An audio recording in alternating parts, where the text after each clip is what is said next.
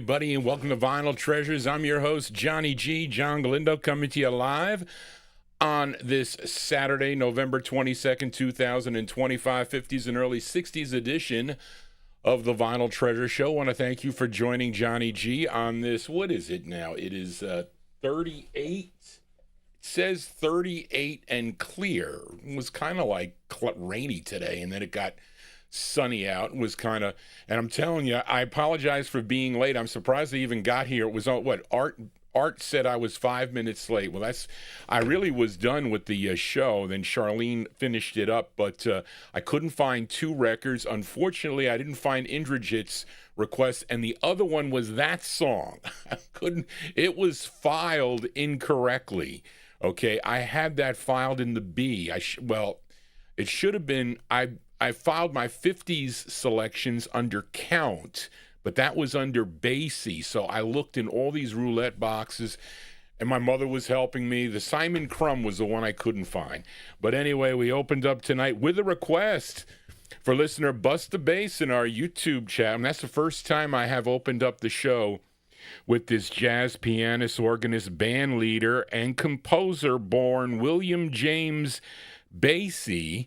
Okay, back in, actually in Red Bank, New Jersey, and recorded as Count Basie. First recording, I think, back in 1937 for the Decca label, I think, originally.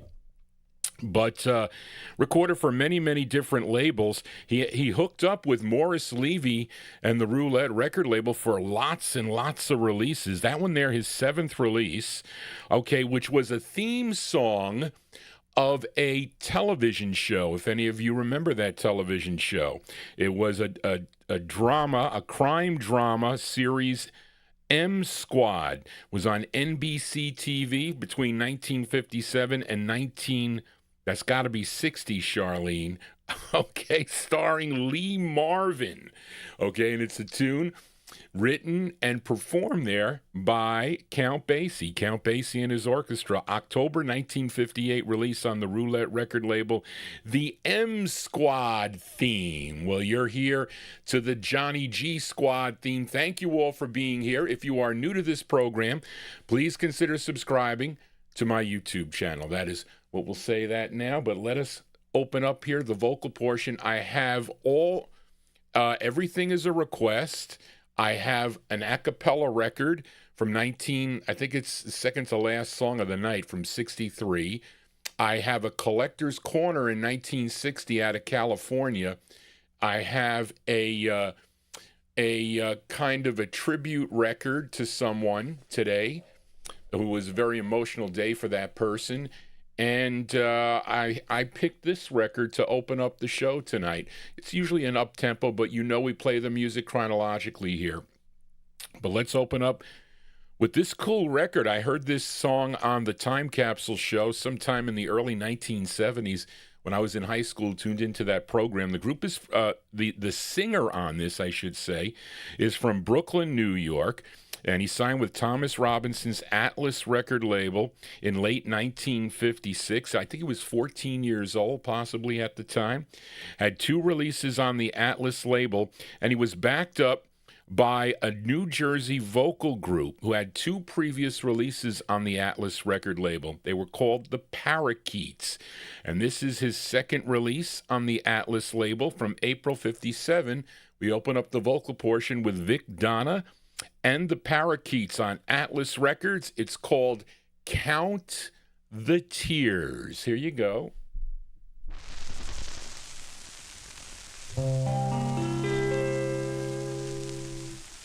Count the tears I've been crying for you. How much do I miss you? How much do I need you? Just count the tears I've been crying for you. If there were no oceans, there now would be oceans. Just count the tears I've been crying for you.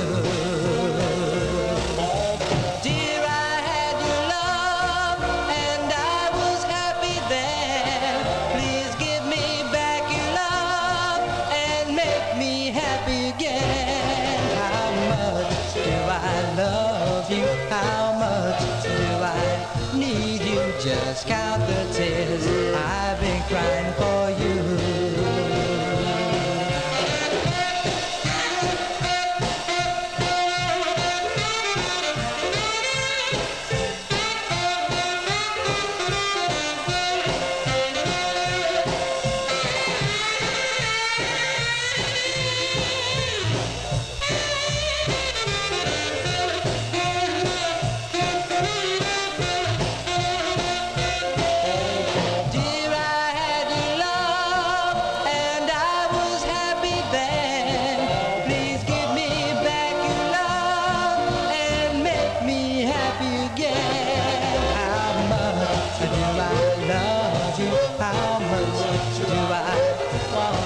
Just count the tears I've been crying for you. Oh, count the tears I'm crying for you.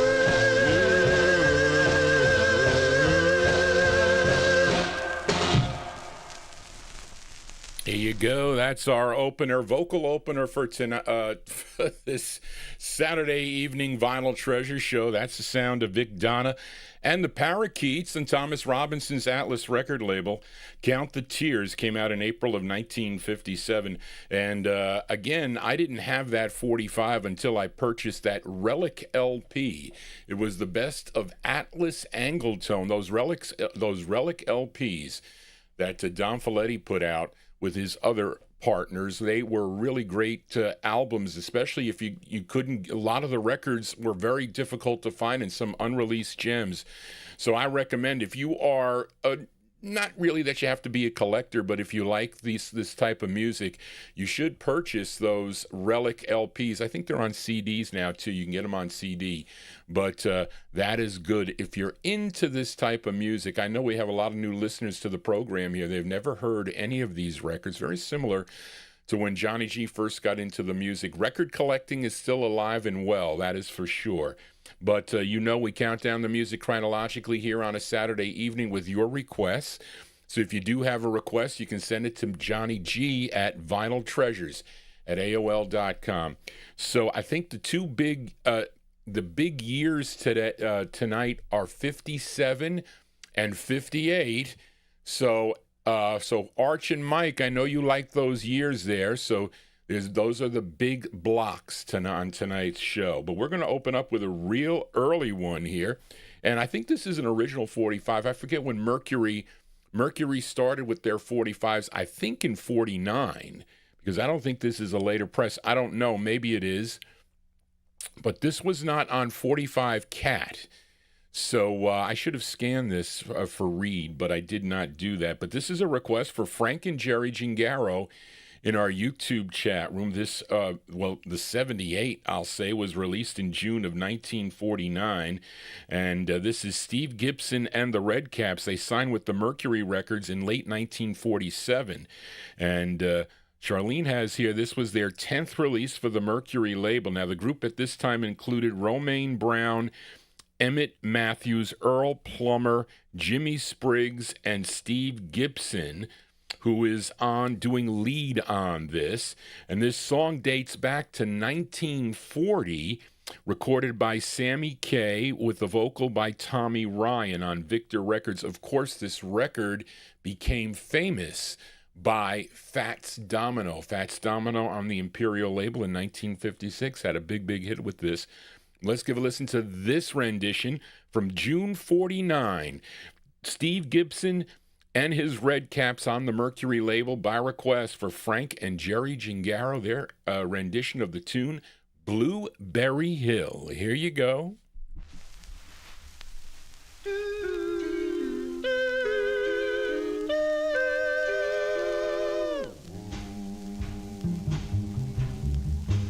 I found my thrill on Blueberry Hill, on Blueberry Hill, where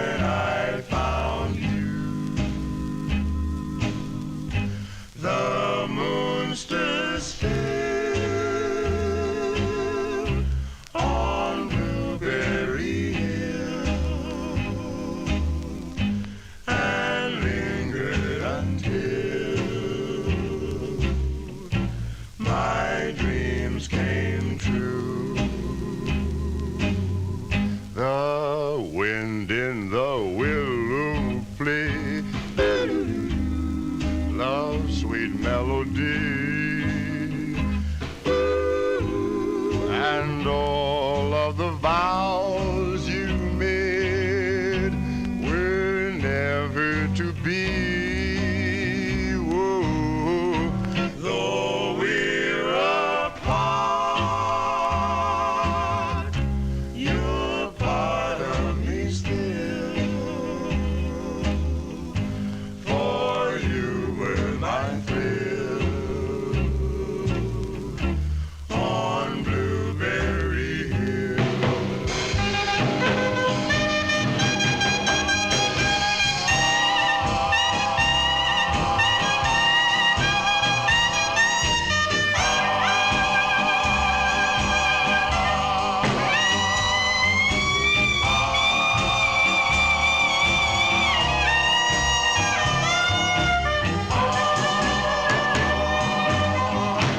Though we're apart, you're part of me still. For you were my thrill on Blueberry Hill.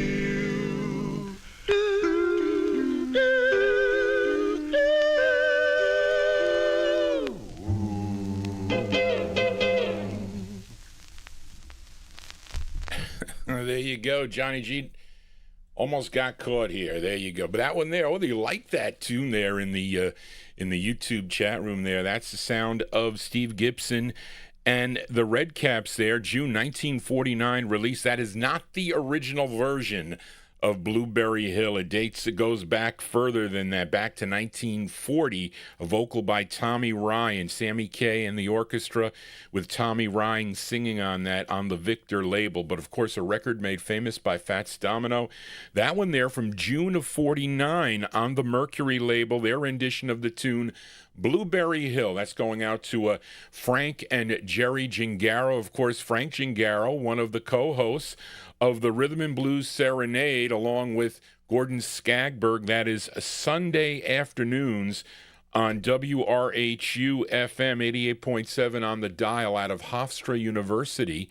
And they stream on Sunday afternoon beginning at 3 p.m., 3 to 6 p.m. Eastern Standard Time. They will not be on this tomorrow, or I think the next Sunday either, but you can tune in live, I think, after that probably. But the website is wrhu.org, so you can tune in to the Rhythm and Blues Serenade with Frank and Gordon, and you will hear similar tunes. They play original records, and they play 78s too. Frank plays the 78s, and he is I'm glad to have Frank as a listener here, and his wife Jerry to the Vinyltreasure show. Let us continue now, and let's fill a request. Let's move to 1951 now, with a request for listener John Cummins, this singer from Brinkley, Arkansas. He was born July 8th of 1908. This singer-songwriter, multi-instrumentalist, and band leader, Louis Jordan. Here's Louis Jordan with his Timpani 5. So many releases on the Decca record label and other labels. I was kind of disappointed that I had one on the X label. I think he has two. So there was one in the, I just wanted to hear it. I picked it up in the wild, and it has I hate records with edge warp, so I got to buy another one. And that was a long time ago when Johnny G knew nothing about this music. But anyway, this is a tune he wrote. So, John, let me know if you like this. For John Cummins, April 51, Louis Jordan and his Timpani 5 on Decca. It's called Weak Minded Blues. Here you go, John, for you. You must be crazy, woman. You gotta be losing your mind. You must be crazy, woman.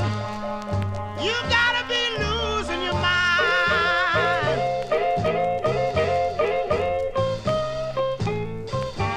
To keep me upset and worried all the time.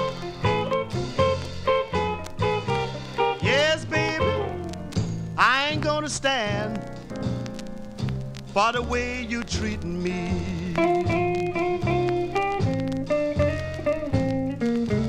Yes, baby, I ain't gonna stand for the way you treating me.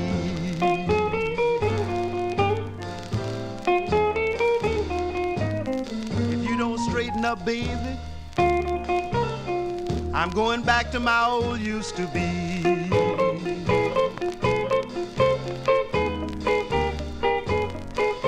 I should have known better than to believe the things you said.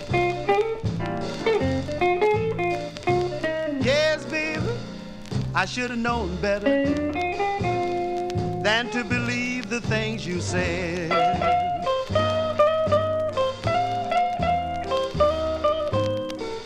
You got a weak mind, mama, so you're bound to lose your head.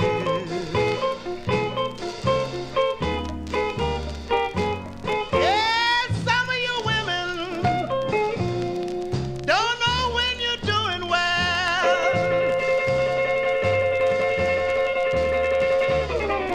Yes, some of you simple women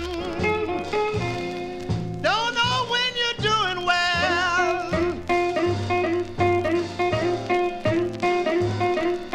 You come home one of these mornings, won't be nothing left but the front door bell.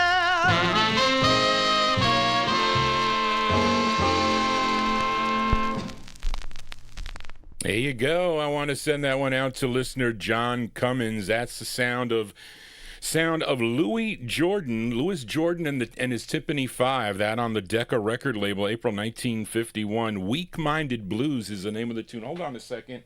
I want to see who the writer was on this. And the he wrote it. Charlene put down, he wrote it. Blues Vocal by Louis Jordan is what it says on the label there.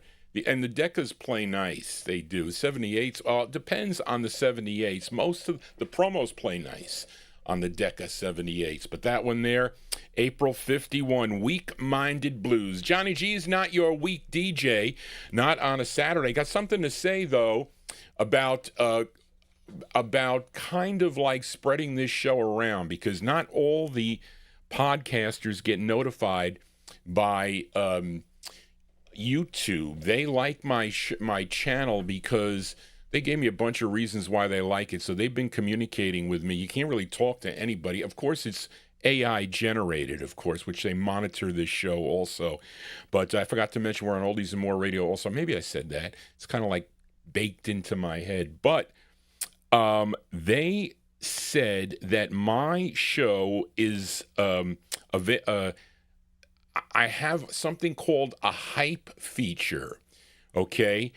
And what they say is, okay, and it doesn't happen when it's live. And I got to thank Amy King, who is my monitor on the chat room, about this also, because she did mention this to me a couple weeks ago, I think it was, Amy.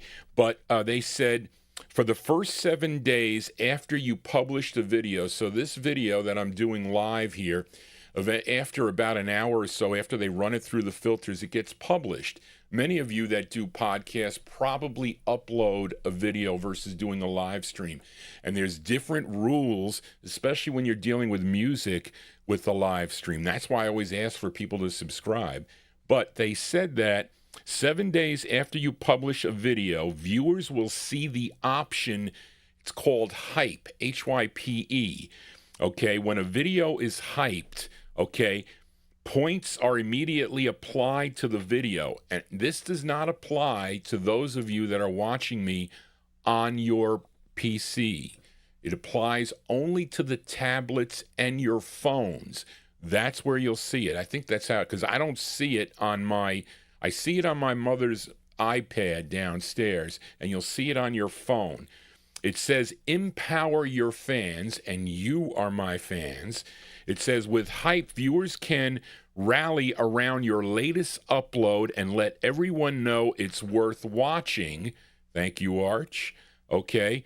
Videos with the most hype points each week appear on a country on a county, not country, county-specific leaderboard that's ranked by top hyped videos from the viewers in that country. So I have many countries that tune into this program, not live. Usually it's on the archive also. So that's what makes it important. So watch fans help grow this channel. And I'm saying this because many people that have contacted me said, why isn't this show bigger than what it is? But it never was supposed to be anything big. I never knew it would get this big, but it has gotten big over the last couple years. Now, along with the top hyped videos being featured on some leaderboard, okay, you may also see them highlighted across YouTube with special hyped badges, whatever that is. But anyway, I think you have to comment, though. After fans hype one of your videos, they make a public post to the post tab and community tab, if enabled, and I think mine is enabled, and then publicly sharing a post about the hype can help fans pass the spotlight of your channel. So anyway, only because I know there's so many people that have come to me and said, Johnny G, I've been on YouTube for 15 years, and I've never seen this channel before. And sometimes it even happens to me. Okay, I try to go to other channels and look at other things and see what gets suggested, because I think the majority of my shows are suggested. But anyway, I'm not going to speak any more about that, but I just wanted to throw it out there that you can hype up Johnny G. I get hyped up anyway, as it is. But let us continue here on a Saturday evening. Let's fill a request for Bill Sheriff in our YouTube chat room as we go to Don Roby's Peacock Records out of Houston, Texas. Now, after Little Richard's 4 releases for the RCA label bombed, and that was a mistake Johnny G made, I had a chance to buy all 4 at one time. But Jerry Diaz wanted $500 a piece for each one, and I should have taken it. That was a mistake I did. Listen, you learn from your mistakes. But he would join a group called the Tempo Toppers. Now, the other members were Billy Brooks, Barry Gilmore, and Jimmy Swan. They had 2 releases on the Peacock label. This was their first. They recorded this February 25th of 1953, and Don Roby released it in May. It features Little Richard on lead. This is with the Deuces of Rhythm that are providing the instrumentation. So let's go back to May 1953 for the Deuces of Rhythm and the Tempo Toppers and a young Little Richard on lead. It's called Fool at the Wheel. This is for Bill Sheriff. Here you go. We don't want to do that. Johnny, it's got a really short lead in here.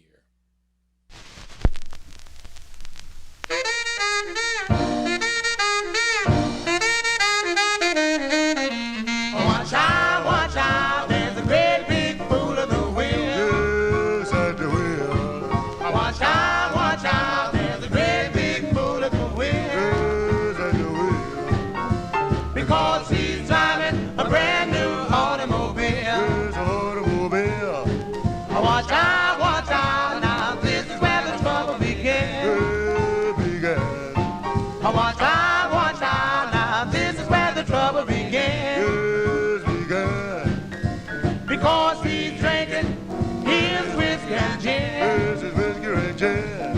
Well, he don't think he has nothing to lose. Don't even slow up for the children going to school. Watch out, there's a great big fool at the wheel. Yes, at the wheel. Because he's driving a brand new automobile. Yes, sliding all over the road because he's driving a brand new Ford. Watch out, there's a great big fool at the wheel. Yes, at the wheel. Because he's driving a brand new automobile. Yes, automobile.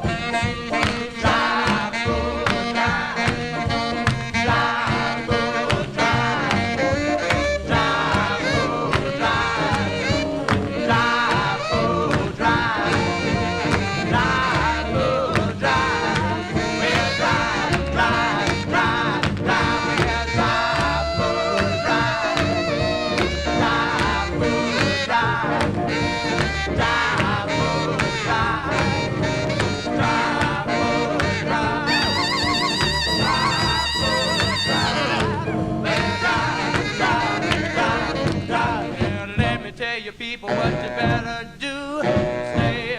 from those fast driving fools. One time, there's a great big fool of the wheel. Because he's driving a brand new automobile. Because he's driving a brand new automobile. Because he's driving a brand new automobile. Yes, he's a great big fool, that's all.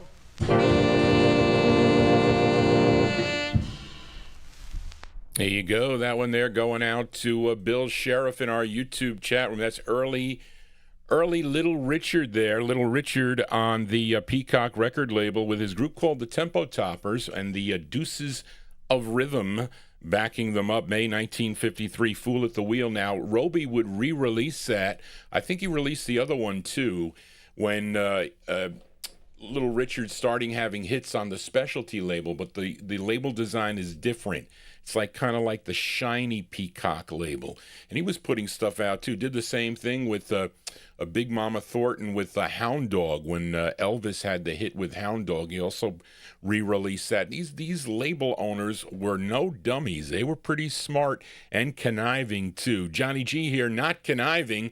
I am your DJ for a Saturday evening. If you are new to the program, please consider subscribing to my YouTube channel. Got my red fedora here. I'm waiting for other colors to come in. Okay, so Johnny G's I'm not much of a fashion guy, of course. I try to be. I like this shirt, though. Blue is my favorite color. It is. As we continue here, and again, I have to apologize to James Pomerico. I missed your 2 requests last week. And usually we see, because sometimes depending on when they come, if I'm working on the 60s and I don't send it over to Barbara or Charlene, it could get missed. But what I do is I get all the hundreds of emails that come in, and I have a section for each one of the listeners that email Johnny G, so I kind of group all your emails together, and that's how I monitor it. Some send me more emails than others, but I have them all together, so I can easily go back and check. But I missed this for James last week, but we're going to feature it. We're going to feature it tonight as we are in the year 1953, and this is on Bill Beasley's Republic Records, which is out of Nashville, Tennessee, and this is the group, with their first release. This group backed up female vocalist Helen Foster, because she also recorded for this label called Republic Records. Then they followed that up with their own single. This is an early Ted Jarrett penned tune, and the group is called The Chapters. The Chapters, going out to listener James Pomerico from May 53. The Chapters on Republic. It's called Goodbye, My Love. Here you go for James.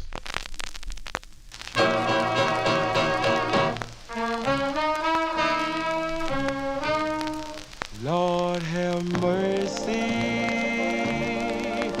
I'm losing my love. Done the best I could, can't do no more. And if you're tired and dissatisfied, goodbye my love. Goodbye my love, goodbye my love, goodbye my love. I'm going to miss you late in the evening, but I can't hold you if you want to go. So now that I know you don't love me no more, goodbye my love. Goodbye my love, goodbye my love, goodbye my love. Haven't I been everything a true love could be? I'm with you, rain or shine. I've tried to make you a part of me, but looks like I've lost again.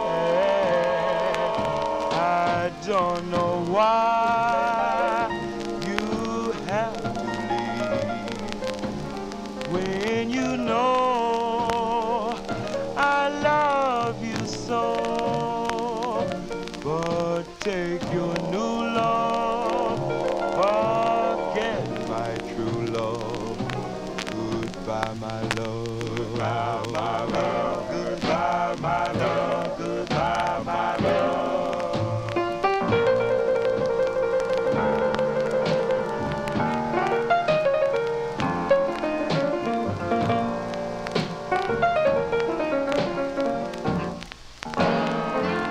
I'm gonna miss you late in the evening, but I can't hold you if you wanna go.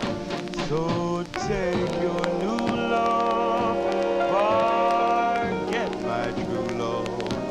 Goodbye, my love. Goodbye, my love. Goodbye, my love. Goodbye, my love.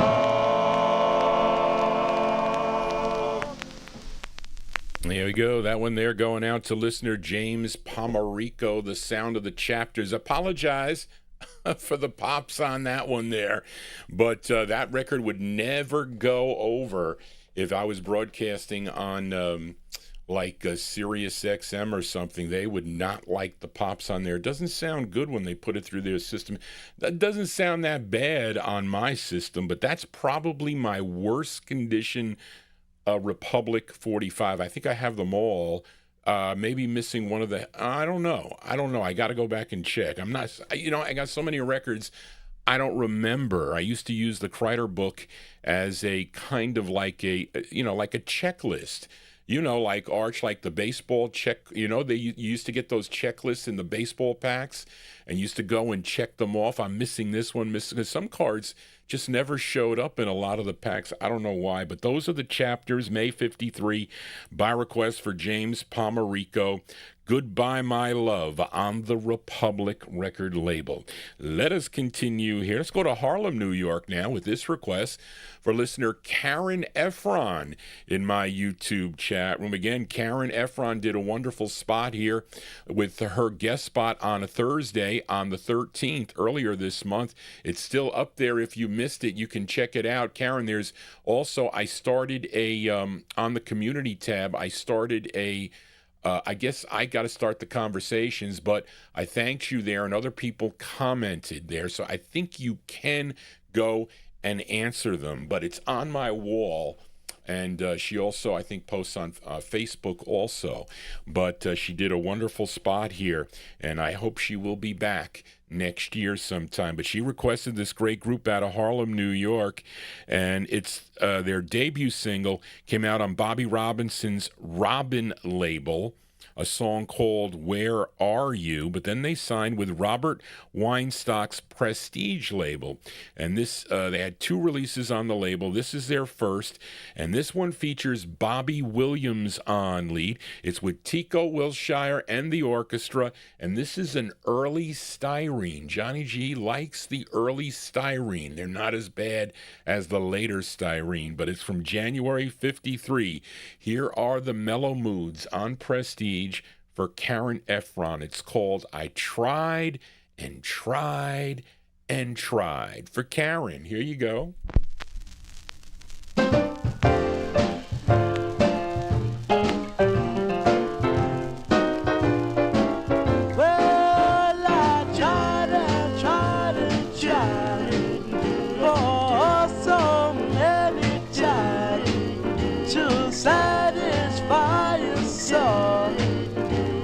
How come you don't want me no more? The more you played and played, I just stayed and stayed and stayed, all waiting for your call. How come you don't call me no more? Tell me, pretty baby, just what I have to do.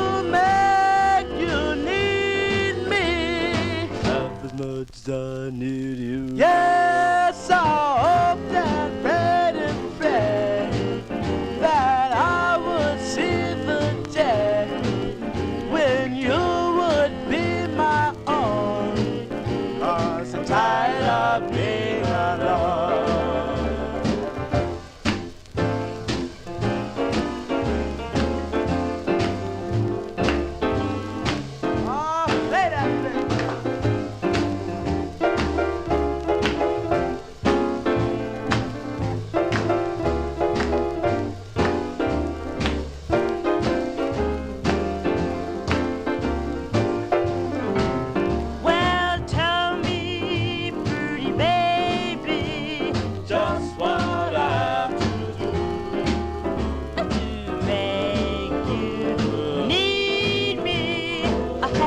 much as I need you. Well, I hope that pretty friend that I would see the day when you would be my own. I was tired of being alone. How come you don't want me no more?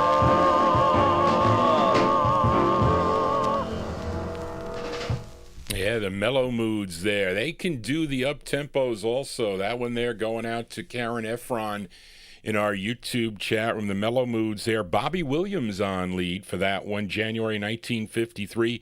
It's on the Prestige record label. It's called I Tried and Tried and Tried. Believe me, I tried a lot. As we continue here on a Saturday evening, if you are new to the program, please give me a thumbs up if you like what you're hearing. And this is it's our second show of the week. I was kind of like, I'm kind of like in a little bit of a quagmire for Christmas, because I'm kind of supposedly limited because my Christmas Eve is on a Wednesday, and I have a soul show that day, and I got to ask the station if I can do an all Christmas show that day. I want to do it on that day, because what else could I mean, it's Christmas Eve. What am I going to play? What are you going to play? You can't really just play non-Christmas music. And I got some interesting things, and I'm hoping Avatar gets me his list. I already got some interesting requests in from some of you listeners that I got to look for the records. I have them here. I saw one in the box by who sings 1,000,000 to 1 on the promo label, but he does a pretty nice Christmas song. But anyway, it would be different, But anyway, I had to think about it a little bit. I spoke to Bill Loeb about it also. But we'll see. Let us continue here on the Vinyltreasure Show. And let's move into 1954 now with a request for listener Amnon. He requested this group last week also. The group from Winston-Salem, North Carolina. And they recorded for Sid Nathan's King Records. First for Apollo. Yes, first for Apollo, then for King. Got it right this time, Big Dave. Last week we featured the original version they did of Dedicated to the One I Love. This is another record from their 12th release on Sid Nathan's King. Their third release on Sid Nathan's King record label. December 1954, the Five Royales, Johnny Tanner and the Five Royales on King. The song is called Schoolgirl. This is for listener Emnon. Here you go. Oh, I met a schoolgirl in my neighborhood. I spoke to her like anybody else would. She said, I need someone to make love to me. She was real, real fine as she could be. Would you? You think I wouldn't? Could you? Oh, you think I couldn't? Do you? You think I don't? Will you? You think I won't? Oh, oh, oh, oh, but I will. I said, baby, baby, you're on your way to school. Please don't break your mama's rule. She said, love is something that I need, need, need.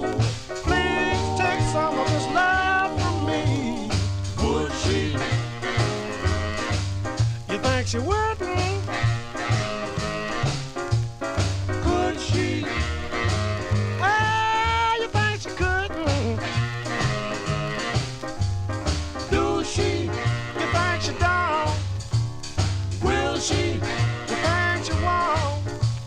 Oh, oh, oh, oh, but she will.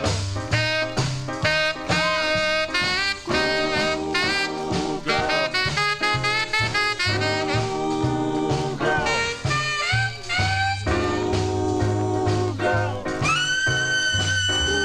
Ooh, girl. Ooh, girl.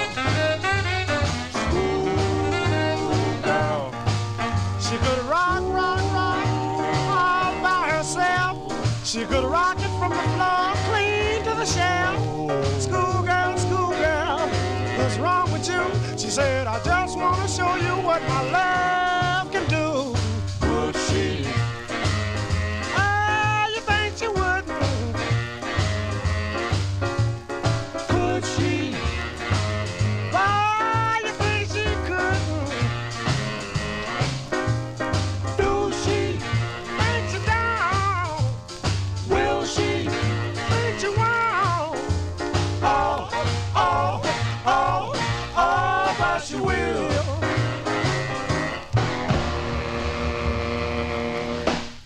There you go. That one there by request for listener Amnon. That's the sound of the Five Royales. And written by guitarist for the group Lowman Pauling wrote that tune. That's Johnny Tanner on lead for that one. Big Dave Swinger we use here. There's lots of different sources that we use. A main source that I use for my dates, folks, is Ferdy Gonzalez's Disco File. I remember hearing the first time, I forget what show it was on. Had to be on FUV somewhere, where he was selling. I think I got the second edition, the one with the brown cover. I think it was a soft cover. And so then later on, I wanted the hard copy, the last one. He never sent it to me. And so then he ended up putting them on a disc CD. And he was getting the information from the labels. They would send him recording dates and release dates. So I don't know why there's a difference, Big Dave, between the promo and what Charlene has here. So I don't know. Charlene should have picked this up off of Ferdy Gonzalez's date. But that's December 54, we'll say. The Five Royales on King with Schoolgirl for listener Amnon. And we continue here, and we are in 1954. We fill a request for Edmund Williams. I saw Edmund in our YouTube chat room earlier as we go to Los Angeles, California, to Dootsy Williams' Dutone record label. And is this? Yeah, this is a B-side. A B-side. Some of you are familiar with this group's biggest hit, a song called The Letter. Okay, and their follow-up to The Letter was another song relating to the Postal Service. Not that I am upset. I am upset with the Postal Service. I guess today I just happened to be looking out the window, so this FedEx guy pulls up in his truck, right? So I have a gate in the front of the house there. There's a swing gate. So he opens the door and he throws the box across the fence. It hits the sidewalk there. Of course, I was ready to. I run downstairs, and it was something from the VA. It was some kind of loop, something from the VA for my father. So it wasn't. But I wonder if they would have done that to one of my records. So I was tempted to call FedEx and tell them there. I said the box is if it was raining, it would have been wet. Only because I said that, because I wasn't going to say that, but. I'm not too happy with that, I have to tell you. But but relating to the Postal Service, their follow-up to The Letter was a song called The Telegram, okay? And both songs written by the lead singer of the group, his name Vernon Green. And the flip side, though, of both those 45s related to cars, okay? So you had the Postal Service on one side and cars on the flip side. One was called Buick 59, which was the flip side of The Letter. And here's the flip of The Telegram. Okay, their second release. It features Vernon Green on lead. Okay, these are the Medallions from December 54 on Dutone. It's called Coupe de Ville Baby. This is going out to Edmund Williams. The Medallions. Here you go.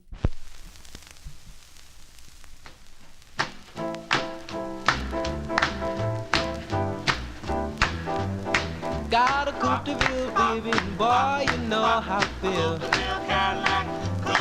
Got a Coupe de Ville, baby, boy, you know how I feel. She's a slim, trim mama with a body shaped like a nail. She got skin like satin and a body shaped like a tower. She got skin like satin and a body shaped like a tower. There's one thing I'm sad for, she really has power.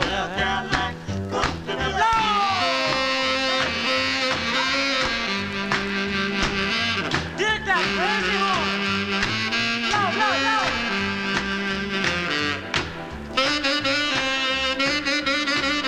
All right, all right. No, no!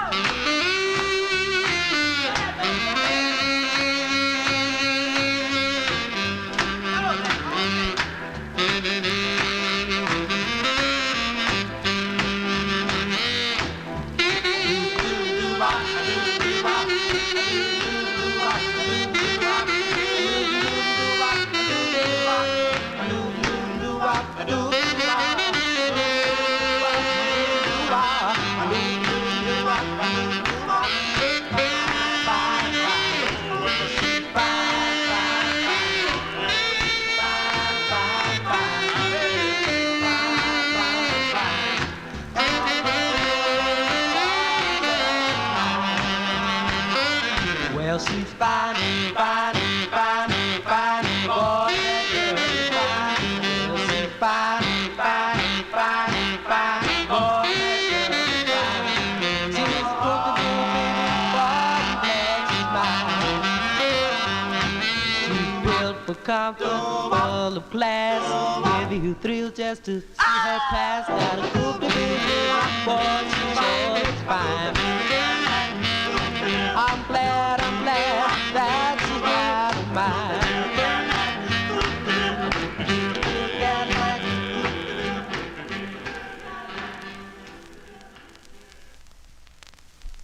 That one there by request for listener Edmund Williams. That's the sound of the Medallions, Vernon Green on lead. December 1954. That is the flip side of the Telegram, song entitled Coupe de Ville Baby. And that is actually, that first press of this, I think, is on the shiny red, if I'm not mistaken. Then the maroon comes next, and then I think the third is blue. I have this on blue also. I think I got it from Joel Scherzer when he was selling out his collection. And then there's a fourth press, I think, on the black Dutone label. I'm sure they reissued it also on that multicolor label too. And because Dootsy Williams did that way into the 70s, I think he was putting out reissues. But anyway, so how many of you girls out there that are tuned in would like to ride in a Coupe de Ville? Or you Coupe de Ville baby? I guess it was, in the 1950s, that was probably big to have the top down and whatnot, to drive around kind of blasting your radio with records like that. Anyway, Johnny G babbling on here on a Saturday. Let us continue here.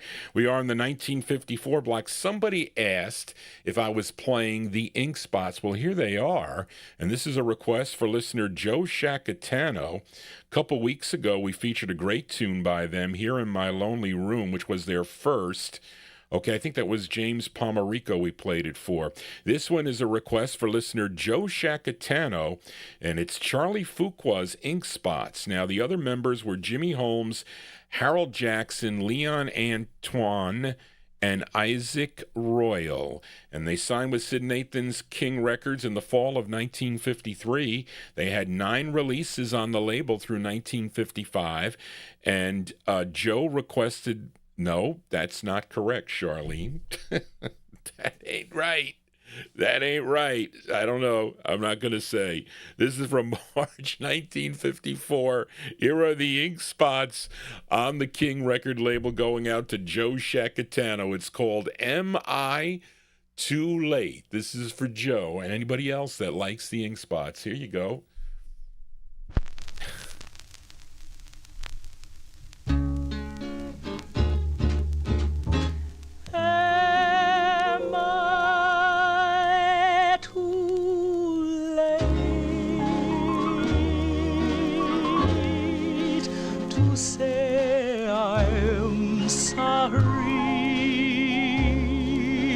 Am I too late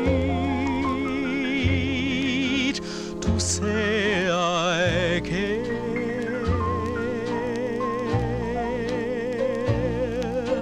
If my heart answer to all my doubts and fears. I'd be a gay romancer without any heartaches and tears. Am I too late to say I love you? Am I too late to make amends?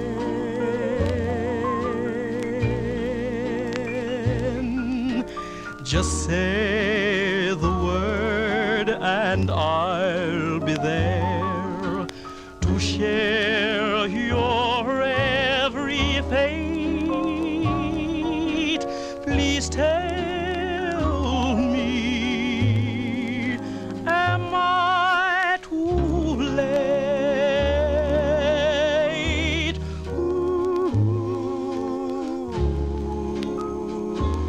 Am I too late, honey child, to say I'm sorry? Darling, am I too late to say I care? Just say the word and I'll be there to share your every fate. Please tell me, am I too late?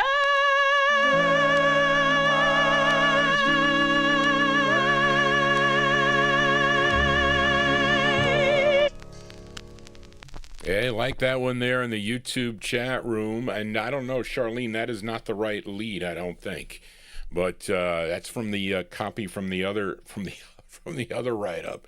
But that one there going out to listener Joe Shacatano, March 1954. Those are the ink spots on the King record label, and that was recorded in 53. They released it in March of 1954. Am I Too Late is the name of the tune for Joe Shacatano. You know, some people, who was it? Somebody was in my chat room last week or the week before, and they said that they were too late as far as growing up past this music. So they wish they grew up when this music was new. And many of you have, okay? Well, I mean, it's maybe 1954, at least into the mid-1950s. But, I mean, my aunt was buying records in 1954. I think her first record, though, was Earth Angel. That was the first 45 she bought. And then she bought G also. Okay, really, those are the first two that she bought. And on a 78, too, no less. Johnny G here on a Saturday. Hope you're digging on the tunes. If you are, please consider subscribing to my YouTube channel. Let us continue now. Let's move into, where are we at a 54 now, folks? Let me see. No, one more out of 1954. And this is, we go back out to the West Coast here.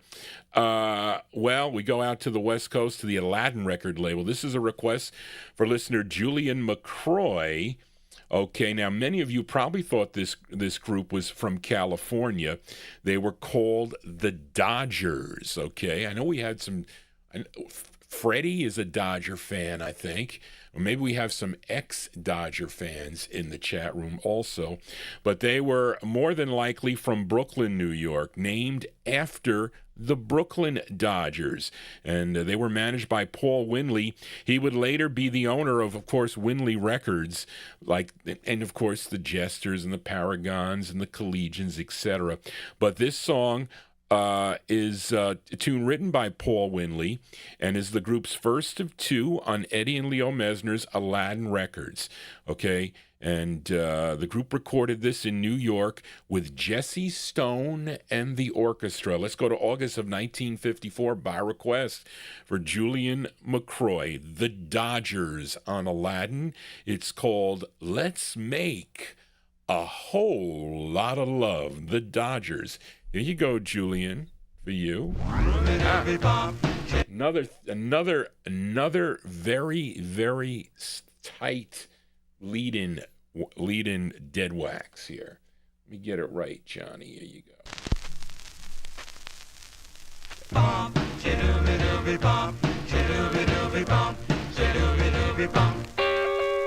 Baby, baby, baby, oh darling, my soul is screaming and hollering, hey, come on, baby, let's make a whole lot of love. Come on, baby, let's make a whole lot of love.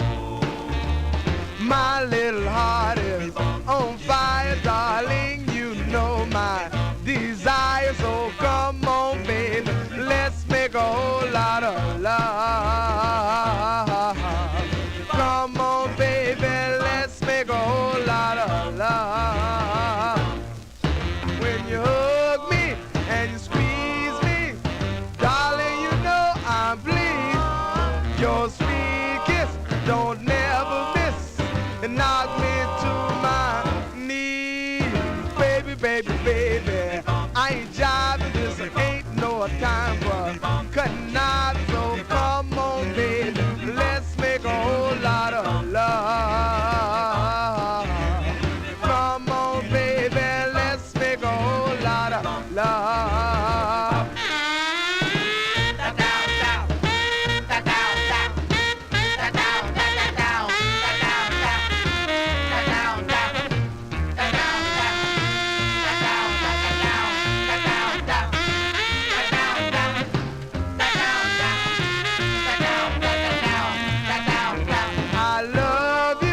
I love you, darling, you know it's true. I can't see how you love me and treat me the way you do. Baby, baby, baby, I ain't dreaming, my soul is yelling, my love is steaming. Hey, come on, baby, let's make a whole lot of love. Come on, baby, let's make a whole lot of love.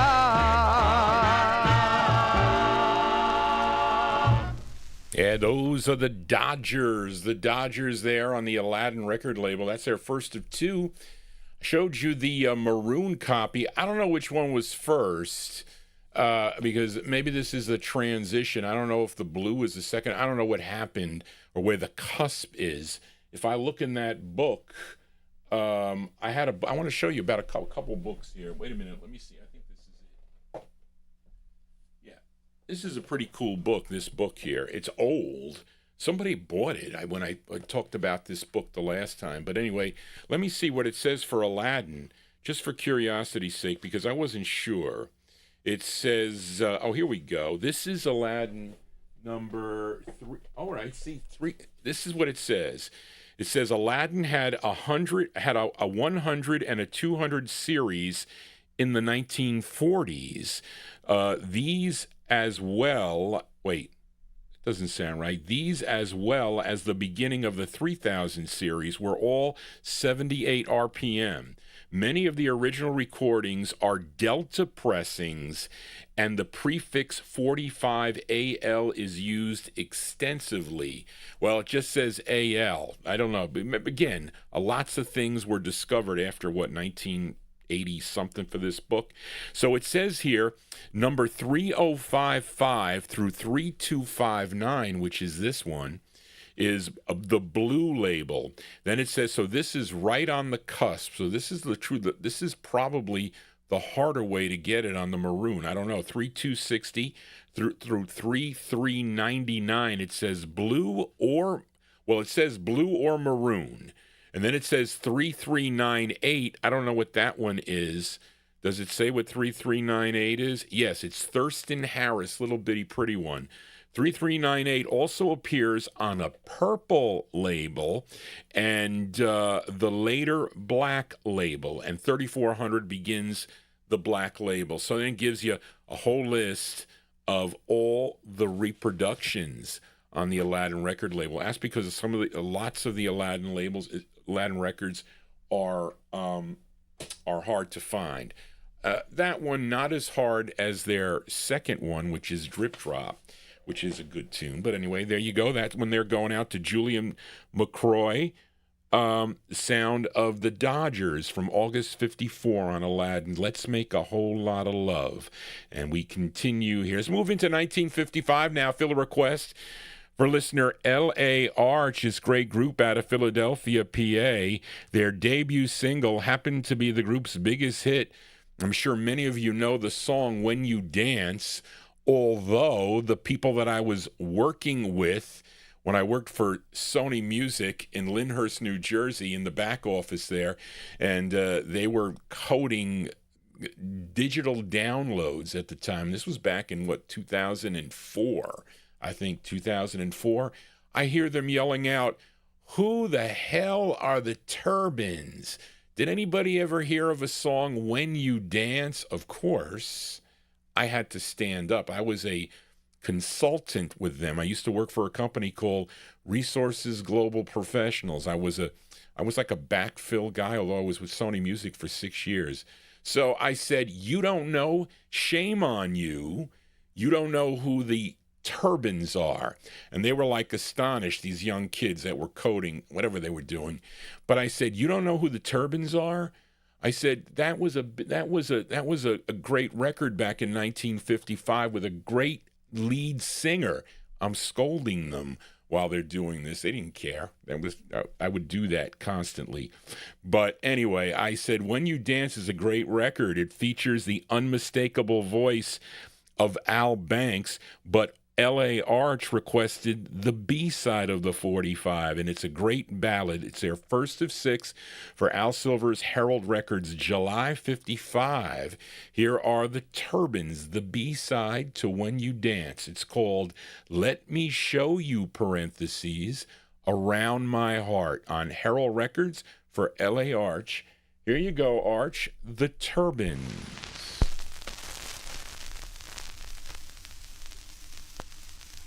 My heart is an open house, warm as can be. All that it needs is company. Please let me show you around my heart. Around my heart. My heart is a fireplace burning away, flaming with love both night and day. Please let me show you around my heart.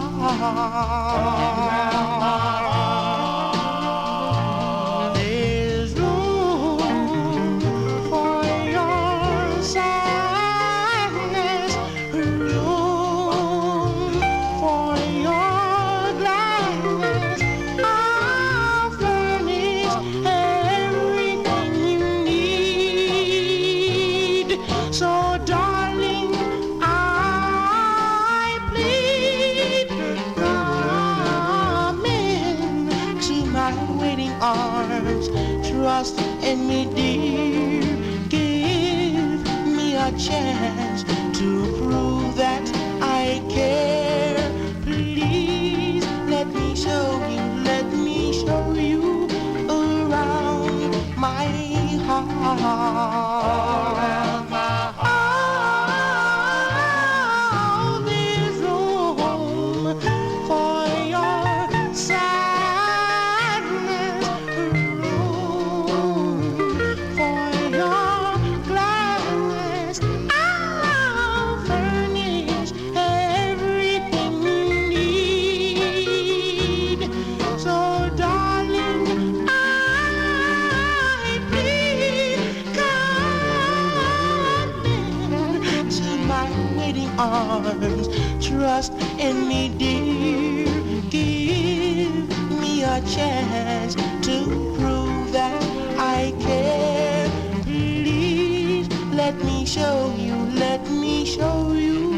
around my heart. Let me show you around my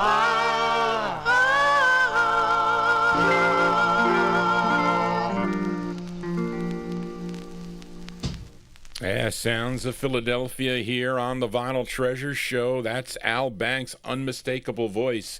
Al Banks on lead with the Turbans. That's the B-side to When You Dance, a song entitled Let Me Show You, parentheses, Around My Heart. That's their first of 6 for Al Silver's Herald Records, released in July of 1955. Let us continue here on the Vinyltreasure Show.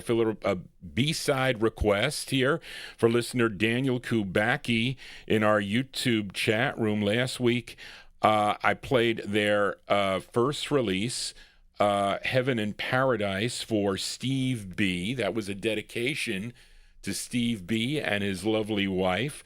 It was Heaven and Paradise, but Daniel Kubacki requested the B-side here, and the flip written by lead singer Don Julian. Let's go to February of 1955 on Dootsie Williams' Dutone Records. Don Julian and the Metallarks for Daniel Kubacki. It's called Embarrassing Moments. Here you go, Daniel. Say, baby, where that light coming from? It's my man coming to the driveway. Let me out of here. Well, I jumped straight up and ran right to the back door. Well, I jumped straight up and ran right to the back door. Well, I peeked out the window, man drove to the back door. I turned right around and headed right for the front door. Well, I turned right around and headed right for the front door. Well, I heard knock, knock, knock. I said I can't go out that door. I climbed out the window and headed right across the front lawn. Well, I jumped out the window and headed right across the front lawn. Well, somebody on the porch with a great big bat and a gun. Let me out of here.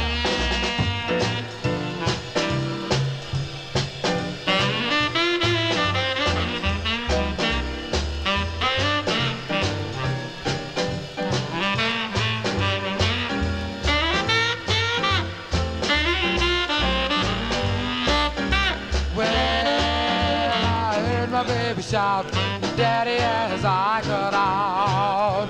Well, I heard my baby shout, Daddy, as I got out. Well, I had a whole lot of men, but no one thrilled me like that.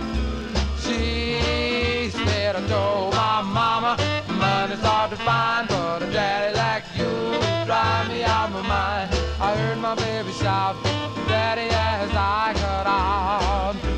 Well, I had a whole lot of men, but no one thrilled me like that. Oh, oh, oh, oh, baby, do-do-do. Oh, oh, baby, do-do-do. Wa-da-da-doo-be-doo, baby. Sha-da-da-doo-be-doo, baby. Wa-da-da-doo-be-doo, baby. Well, baby, I'll be back tomorrow night. B-sides here on the Vinyltreasure Show. That one there going out to listener Daniel Kubacki in our YouTube chat room. That's the B-side to Heaven and Paradise, and that is Don Julian and the Metallarks, February 1955 on Dutone Records. Embarrassing Moments. Did anybody ever have embarrassing moments? I've had a few, I'd say, and thank you all for being here. If you are new to this program, please consider subscribing to Johnny G's YouTube channel. Click that bell. There's a drop down. You click that bell and click the drop down so you get notifications when I go live. And I haven't had the time to do spontaneous live shows like I used to, but this I will see, because I'm going to try to get a Thursday show, and I don't know when, and I don't know what it's going to be. I got to think about it a little bit more. But let us continue here on the Vinyltreasure Show as we stay out in California, and the fill a request for listener Bill Olb in New Jersey. Now, Okay, this is on Eddie and Leo Mesner's Aladdin record label, and he asked me if I had this record. Now, Bill told me he didn't have this. I think Tony O played it maybe on his show, I'm not sure, but he mentioned it. He said, Johnny G, do you have a song by Jeanie Barnes? So I said, well, I think I do. And I went to look, and I saw that Jerry Diaz sold me this record, I think for $20. I don't know how many years ago it was. It was a while ago. And he said, well, they were saying that this is really Esther Phillips, Little Esther. I said, wait a minute, is it Little Esther? So, I mean, I didn't remember the record, really, because, but I went to listen, and I said, well, it sure damn sounds like her, okay?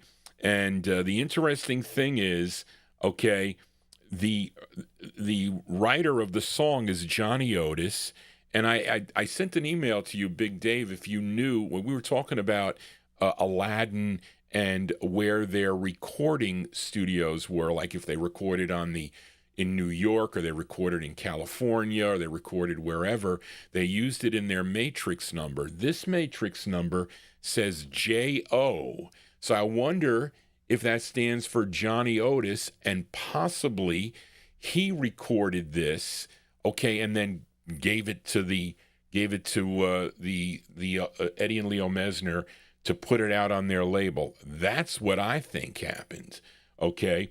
But I think, okay, as well as Bill Obe, that this is Little Esther Phillips. So you can be the judge, but we're going to send it out to listener Bill Obe, October 1955. It says on the label, Jeanie Barnes. And the song is called My Love Song on Aladdin, going out to Bill Obe. Here you go. Listen. This is my love song to the one I adore.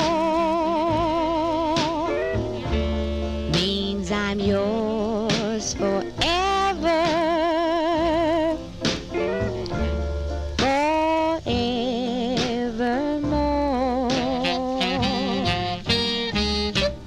I just want to start a little fire in your heart. Want to hear you whisper, I love you, sweetheart. Darling, you know, since we were 16, I've always cherished you, worshipped you, and I've been your queen. I just want to be your heart's desire, and then want to make you my love. From now till the end.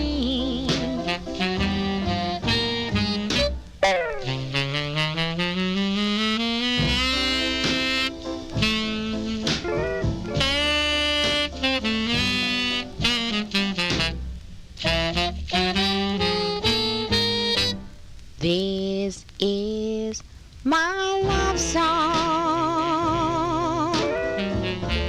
to the one I adore.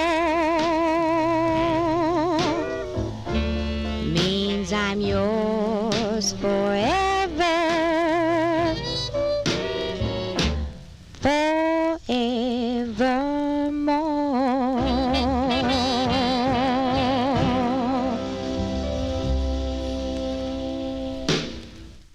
That's by request for listener Bill Obe in New Jersey.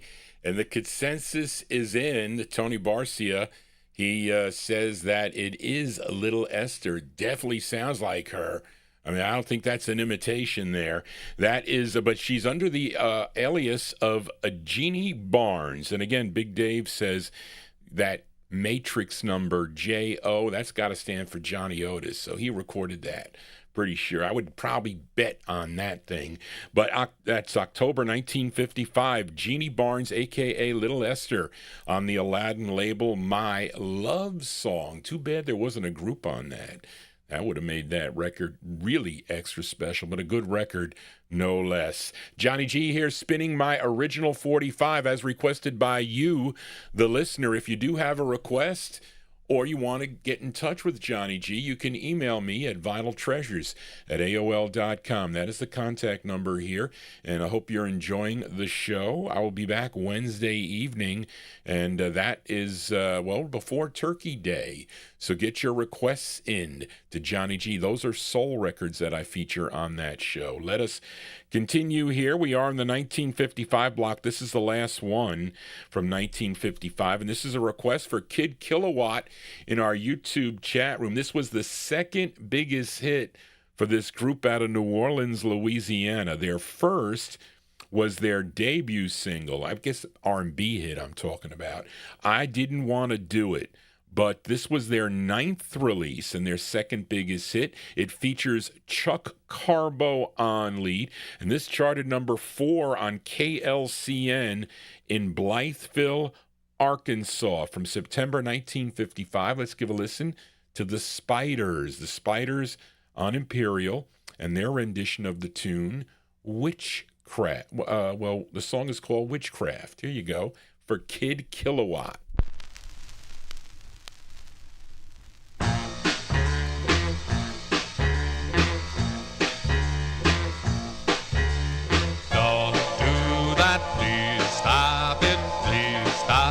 Now, you know I can't take it. Please stop it now. My head is spinning, her spell's on me now. Let me forget her, don't mention her name. You know it brings back that old burning flame. It hurts to know that she don't feel the same. My head is spinning, going round and round. My head is spinning, going round and round. Well, witchcraft got me keep going down and down.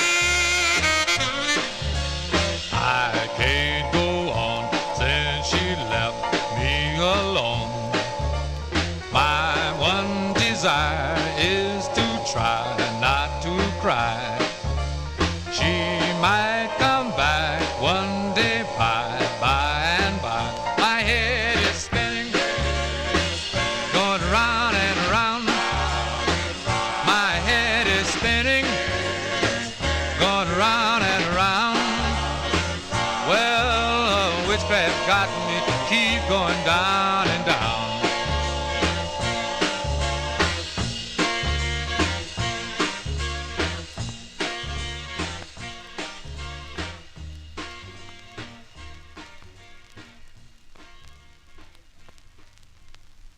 That's going out to Kid Kilowatt in our YouTube chat room. That's the sound of the Spiders.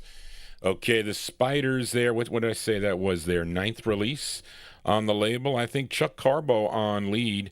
September 1955, The Spiders with Witchcraft. That also comes out on the blue label, though. I don't think the blue's the first label. I have the blue label. That one just plays a tad better. As we continue here for a Saturday evening, let's move into 1956. Only 2 records with the 1956 block, and the first one is a request for listener James Stone in our YouTube chat room. This is on the RCA subsidiary Vic record label, and the group is called the Four Winds, and I don't know, let me see, Charlene's got here, there are several groups with this name, and but this group has one release. Okay, I don't know. The tune written by Annie Turner White. It's from July of 1956. So James Stone, if you have any info on this group, you can please let me know. They're called the Four Winds, and I hope I said that, and I hope I didn't say something else. The Four Winds on Vic Records. It's called Find Someone New. This is going out to James Stone in our YouTube chat room. It's from July of 1956. Here you go. I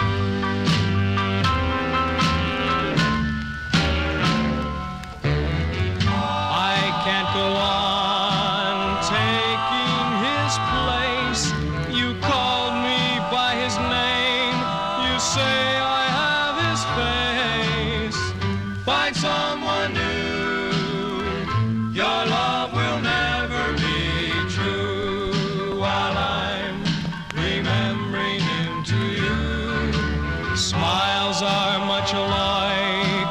I have his eyes. You kiss my lips and then you tell the same old lies. Find someone new. Your love will never be true while I'm remembering him to you.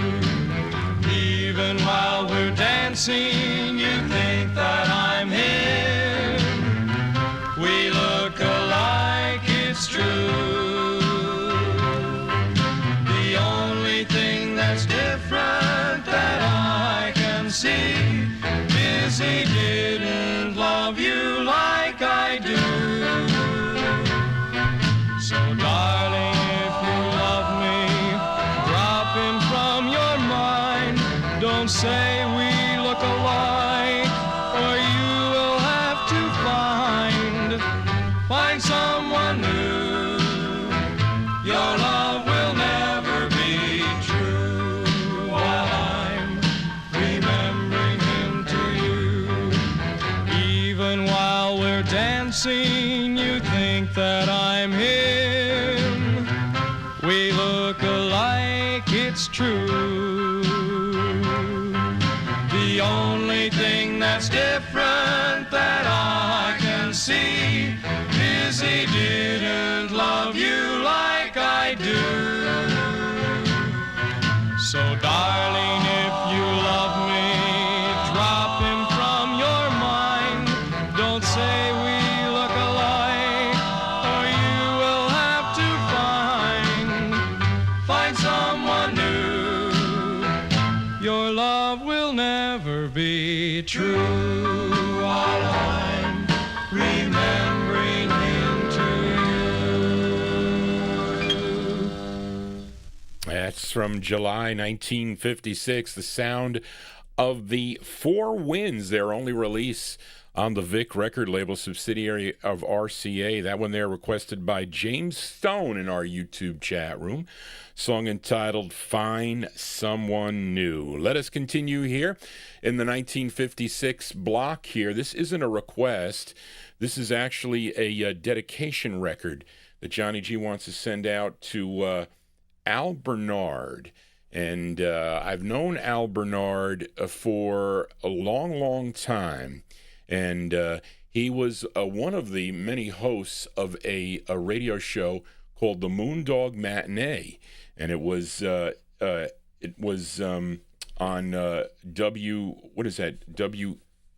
WESU-FM out of Middletown, Connecticut. It was out of Wesleyan College. So today was Al's last show. He was really emotional. Al is, I think he's 84 years old, and he can't do the drive anymore, plus some other things that are happening. But he had a hard time saying that it was his last show. And I called into the station, and I was texting Moondog Mike, and I was texting Pat, who was in our YouTube chat. And he really did a great. I mean, I used to listen to him when I was doing the other show that was doing one show a week, so I'd be able to listen to him on a Saturday morning. I think he's on at 11 o'clock for 2 hours. So Al, it was a wonderful show, Al, if you get to hear this. And Al was the first one to ever give me a chance to be on the radio to do a guest spot. It was back in 1999, okay, because I used to meet him at the Connecticut show in Waterbury, Connecticut. And so he said, Johnny G, why don't you come up, and I got records to sell, and you can come and do the show. I said, well, I don't know, Al. I mean, I don't think I can talk well. He goes, well, you don't have to talk well. You just have to, you could announce the song. And what they did is he played 3 and 4 record sets. I said, okay. I says, I'll do that. I have it somewhere. And that was actually a pretty cool show that I did. I had probably my most rarest records at that time. I was a little bit leery because he was back queuing the records, and I don't do that here on the show. But I called Al and I wished him well, and I asked him, I said, Al, when did you first do the program? So he said it was in the summer of 1984 is when he had his first show, and he's been on it since. And Al, I want to tell you, you are a true friend to Johnny G, and to hear you on the radio today was great. It was. And this is one of the records that Al sold me. I was lucky. He was selling records to a bunch of big dealers at the time. They would go over to his house, and and when he needed money, he would sell the records. And I happened to be there when he had this, and because he didn't care if he had them on original or not. I wanted them on original, and he used to call me. It was funny because I told him today, I said, Al, you played records that I don't think I knew, and I know a lot of records, but I didn't know a couple that he played, and he's into the rock of ballads and whatnot. But Al, you did a great last show, I have to say that, and I want to thank you for giving me the opportunity to really do this way back in 1999. But Al sold me this record on Sammy Lowe and Tommy Small's Earl label. They were located at 2294 7th Avenue in New York City. And they had 2 releases on the label. This is their second. It's harder than their first. And I have it on the promo. Maybe the stock, but the promos play better than the stock. The stocks are grainy. But that's what I say. But the tune is written by the lead singer, of course, Dean Barlow. This group would become the Montereys. Okay, after this, they would sign with Jerry Winston's Onyx record as the Montereys. But prior to that, they were known as the Bachelors. From 1956, we'll send it out to Big Al. Big Al, your rock and roll pal. Here are the Bachelors with Dean Barlow on lead on the Earl label. It's called Baby. Here you go, Al, for you. Bom bom diddly dee bop doodly bop dee bop dee bop doodly bop dee bop dee bop doodly bop dee bop doodly bop bom bom diddly dee. Baby, tell me why did you go? Tell me why did you roam? Baby, please come back home. Bom bom diddly dee. Baby, you know I needed you so, yet you left me all alone. Baby, please come back home. You know I love you, I need you so. Please come back, never, never go. I really need you to ease this pain.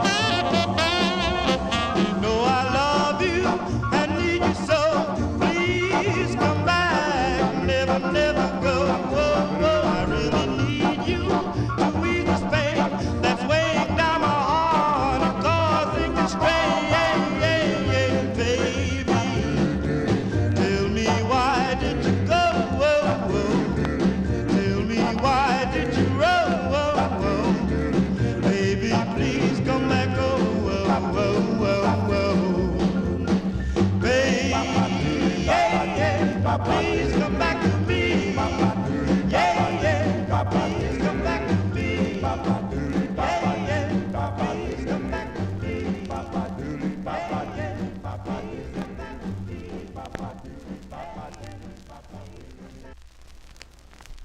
There you go. Whoops. There you go.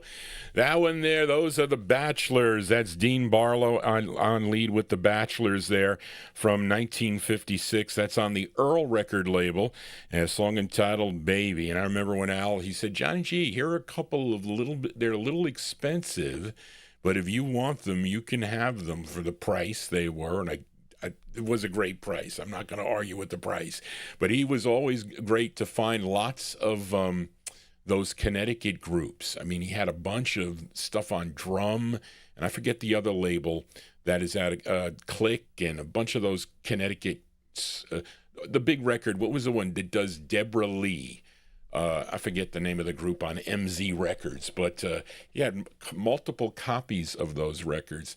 And Al, I do want to come visit you. I do. We'll talk again on the phone. But there you go for my buddy Al Bernard. Let us continue here on the Vinyl Treasure Show. Let's move into 1957 now. Fill a request for listener Gordy Freeman. Okay, and Gordy. According to Gordy, this is what he thinks. This is one of the greatest songs ever written, okay, and sung by many. But this is his favorite version of the song, and I tend to agree. There's really only one person that does not like this song that listens to Johnny G. I wonder who that could be. But this is Billy Ward and the Dominoes, of course, and this is when they were on the Liberty record label. Okay, they had 6 releases on the label. This was their first release, and this was a national hit for the group. This was number 12 on Billboard, 5 on the R&B chart, and number 2 record on WJR at a Detroit, Michigan, and it features the great Eugene Mumford on lead, and this one from April of 1957 going out to Gordy Freeman in our YouTube chat room. Billy Ward and the Dominoes and their rendition of the tune Stardust on the Liberty label. Here you go, Gordy.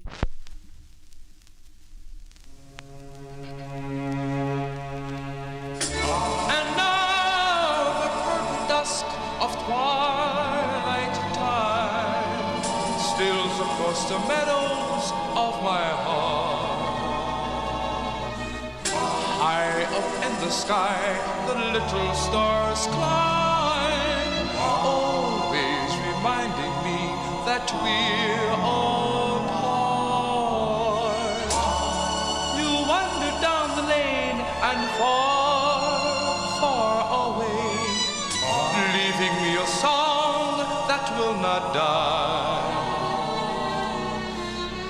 Love is now the stardust of yesterday, the music of the years gone by. Gone by. Sometimes I wonder why I spend the lonely night dreaming of a song. The melody haunts my reverie, and I am once again with you when our love was new, and each kiss an inspiration. But that was long ago. Now my consolation is in the stardust of a song beside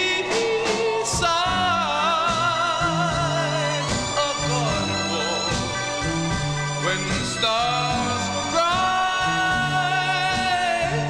you were in my arms.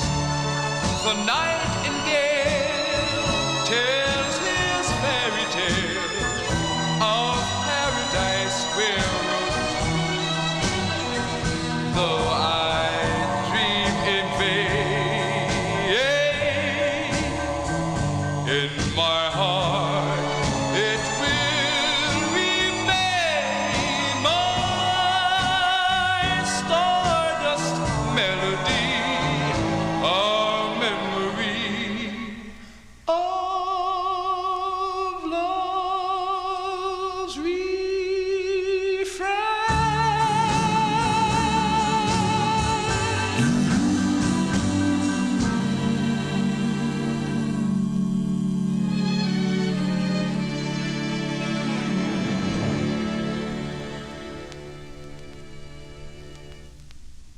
That's the great Eugene Mumford on lead with the Dominoes.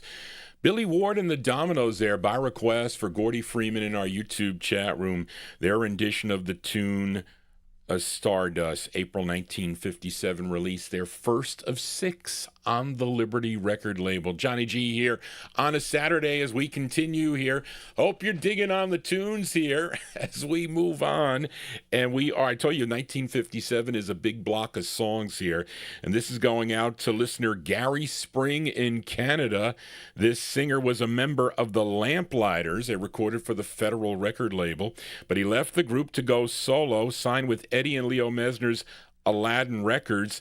This was his second release, his second of 14 for Aladdin Records, and his follow-up to probably his biggest hit, A Little Bitty Pretty One.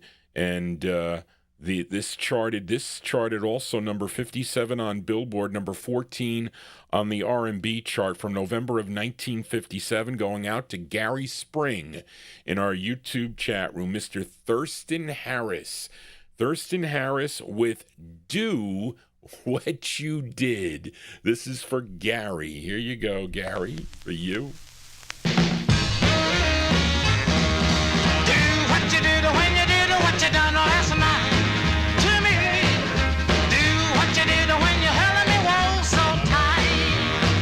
Oh, do what you did when the lights were low, just me and you and the radio. Do what you did when you did what you done last night. Well, I love boom, I did it, whoa, beep, beep, bop, a little, whoa, yeah, boom, I did it, whoa, beep, beep, bop, a little, do what you did when you held me close, when you made my soul rose. Do what you did when you did what you done last night. Well, I love boom, I did it, whoa, beep, beep, bop, a little,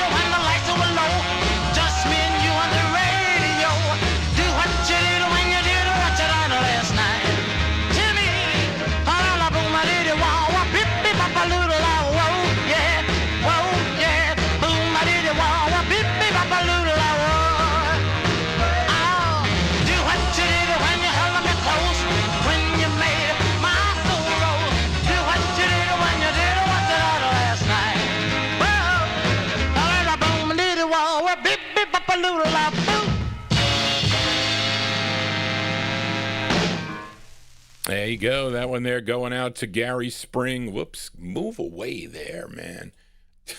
Go on. Get this out of the way. Is going on here with this damn thing. Hold on, folks. Oh, gosh. All these things pop up here on this. I'm still learning this new PC is what I'm doing. But there you go. A great tune there. I paid, I think, 50 cents for that record at the 303 Drive-In flea market many, many years ago. And I used to go there really early in the morning and walk through, and I used to like salivate over records that people were taking out of there. I had to beat a couple other guys there. You know, it was like competition to get there to look at the records first because I would see them, and then one guy used to set up and then sell them, and I used to get not too happy with that.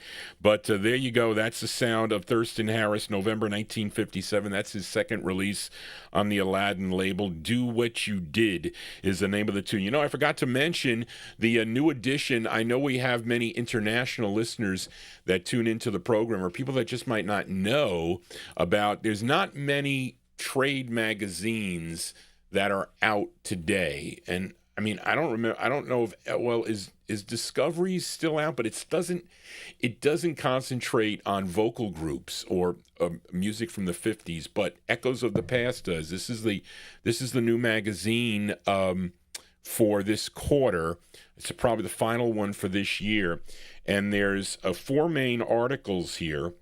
an interesting one that Bob Bosco does on Mary Swan. You know, what do I play a song? It was Al that I bought it from. Mary Swan. She does My Heart Belongs to Only You, and it was interesting because if you check that book on Dick Clark, he played, I think, that record quite a bit for 2 weeks in a row to try to promote that song. Of course, Dick Clark was involved with the Swan label and a whole lot of other labels too. But Bob Bosco does an article on Mary Swan. There's a great in-depth article on the Moments, the soul group, the Moments and their beginnings. That's done by Charlie Horner. He does that one. Frank Gingaro tunes into the program here. He has his part 4 on Wayne Sturley.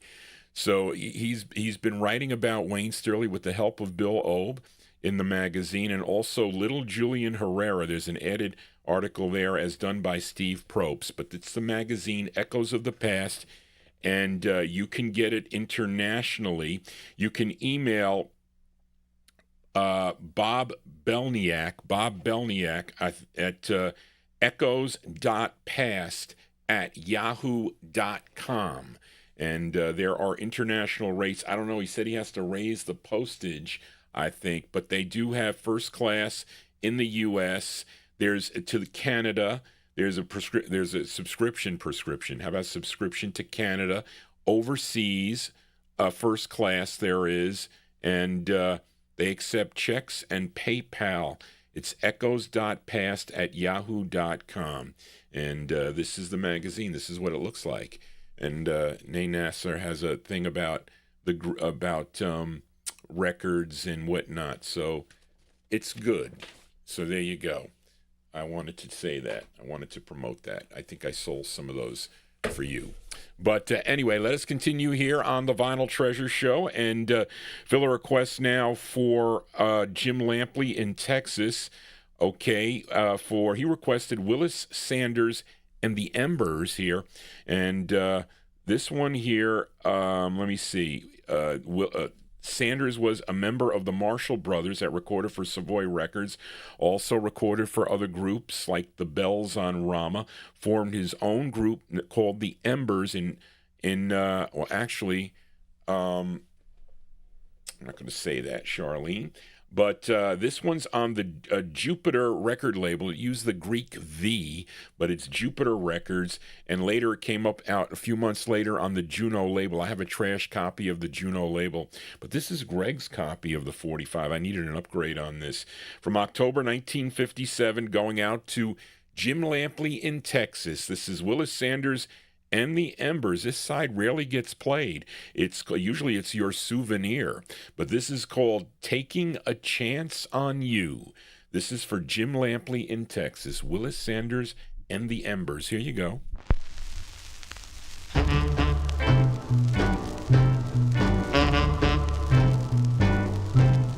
Well, I feel that I really want you, and I know that I've got to have you. You can walk that walk and talk that talk, but baby, taking a chance on you. Maybe I'm just a fool. Maybe I should have been schooled, but I'm taking a chance on you. When we're alone talking, I don't know what to say, but what's the use of talking? Let's kiss and call it the day. I say Romeo was a lover, Casanova was one too, Don Juan was a bad man. They didn't have to be schooled, so I'm taking a chance on you. Maybe I'm just a fool. Maybe I should have been schooled, but I feel that I really want you, and I know that I've got to have you. You can walk that walk and talk that talk, but baby,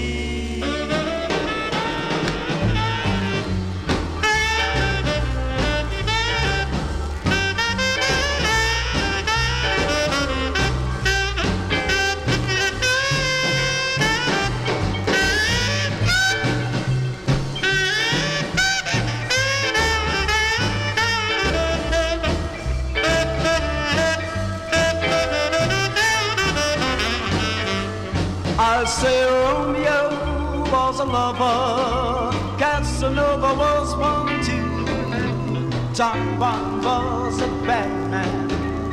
They didn't have to be schooled, so I'm taking a chance on you. Maybe I'm just a fool. Maybe I should have been schooled, but I feel that I really want you, and I know that I've got to have you. You can walk that walk and talk that talk, but baby, taking a chance on you. Taking a chance on you, taking a chance on you, taking a chance on you.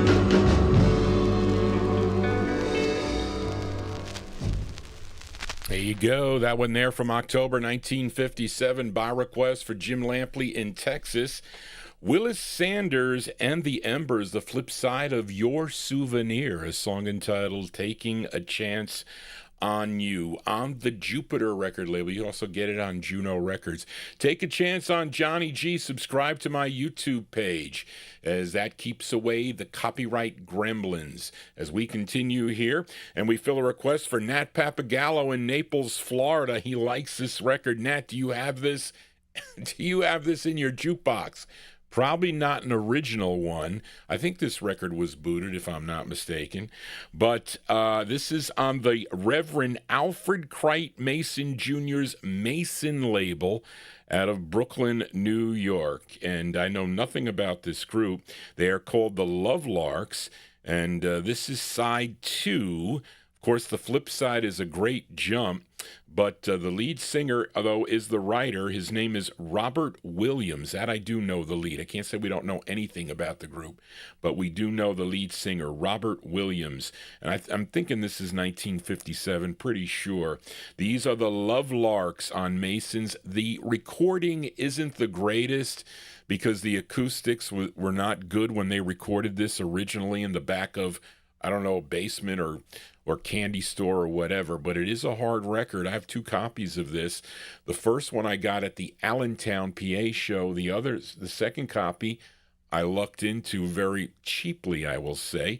But it's from 1957 for Nat Papagallo, the Larks, with More and More. Here you go, Nat, for you. Can't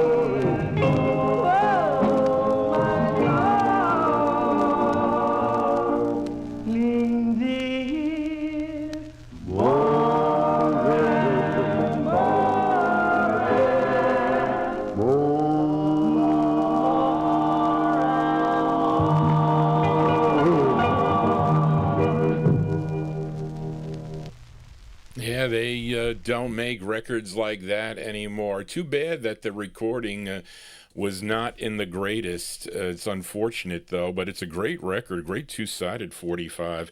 The Love Larks there going out to listener Nat Papagallo, 1957, I think. It wasn't later than that. Not with that small print, it's not. Mason's Records, More and More is the name of the tune. You know, I think it was... Wayne Sterling did not secure the rights of this one. I think he did on the Thrashers, though, and put that out on his Candlelight record label. I think it was Val Shively put this one out on his Fellatio record label. So you can find that on the, I think it's on blue vinyl, too, if I'm not mistaken. But yeah, it's Val Shively about it. But he put it out. Anyway, as we continue here on a Saturday evening, hope you're digging on the tunes here. If you do have a request, you can email Johnny G at vinyltreasures@aol.com. Sometimes I miss the requests. So Charlene sometimes she does not pick up the requests in the chat room. But the Wednesday night show, I play the requests as I see the people in the chat room. Sometimes if I know people that aren't going to listen, I will still play their records. That's how it goes. But anyway, let us continue here. Fill a request now for listener Oldies Fan, a.k.a. Joseph Smith, in our YouTube chat room. For this next singer from Goldmine, Louisiana. I think you requested him last week, too, Oldies Fan, if I'm not mistaken. He had 16 releases on Leonard Chess's Checker record label, and this is his third release. Okay, well, is it his third, Charlene, or his second? Well, wait a minute. Was Susie? Well, I don't know. So wait a minute. She's got here his third release, and I don't know. Is it the follow-up to Susie Q? I don't know. I'm just taking what's on the paper here. This tune written by Dick Glasser. Okay, from October 57. Let's give a listen to Dale Hawkins. Dale Hawkins on the Vinyltreasure show on Checker Records. It's called Baby Baby. This is going out to Oldies Fan, a.k.a. Joseph Smith. Here you go, Joe. You.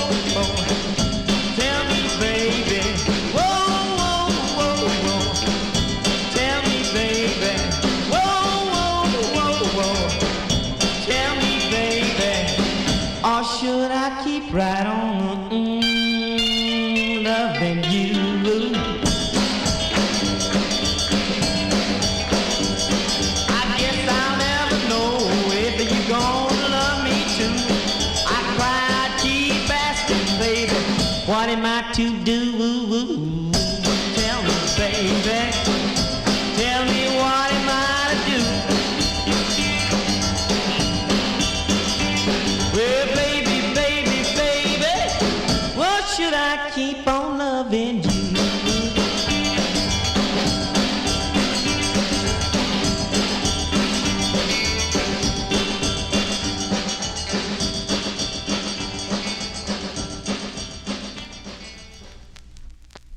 There you go. October 1957 release there for Joseph Smith, a.k.a. Oldies Fan, in our YouTube chat room. That's the sound of Dale Hawkins. Dale Hawkins on the Checker label. Baby Baby is the name of the tune. I run that Checker label, so I'm going to buy everything on the label as we continue. I also collect the Fury record label. Going to buy everything on that label too. We fill a request for Liam Savoy in Australia as we have Kitty Leads here. And this is on Bobby Robinson's Fury record label, and the only release for this group. It features 11-year-old Bobby Rivera on lead. And if you bought this 45 back in the day in Times Square Records, you got it on the yellow label with the horse's head, I think, on it. But that is a second press. This is the first press, not easy to find on a first press and clean. May 1957 by request for Liam in Australia. Little Bobby Rivera and the Hemlocks. It's the ballad side. It's called Joys of Love for Liam. Here you go. The joys of love are hard to explain. They make my heart stop and start again. The joys of love, yes, they leave me inside.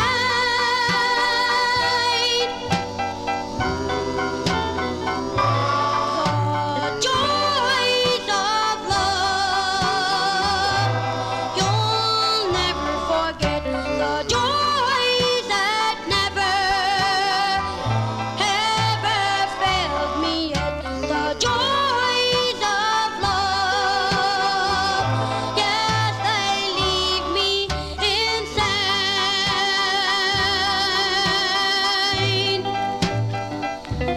I get thrills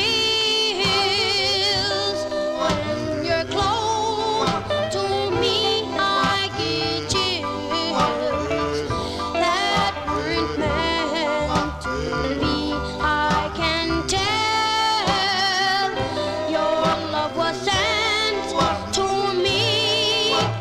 I love you, baby. Oh, can't you see the joys of love?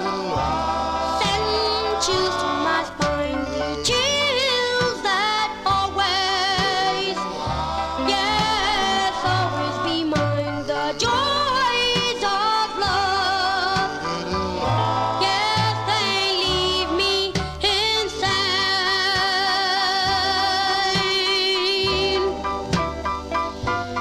I get thrills when you're close to me. I get chills that weren't meant to be. I can tell your love was sent to me. I love you, baby.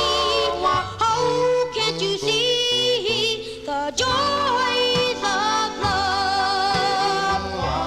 Send chills to my spine, the chills that always, yes, always be mine. The joys of love, yes, they leave me insane.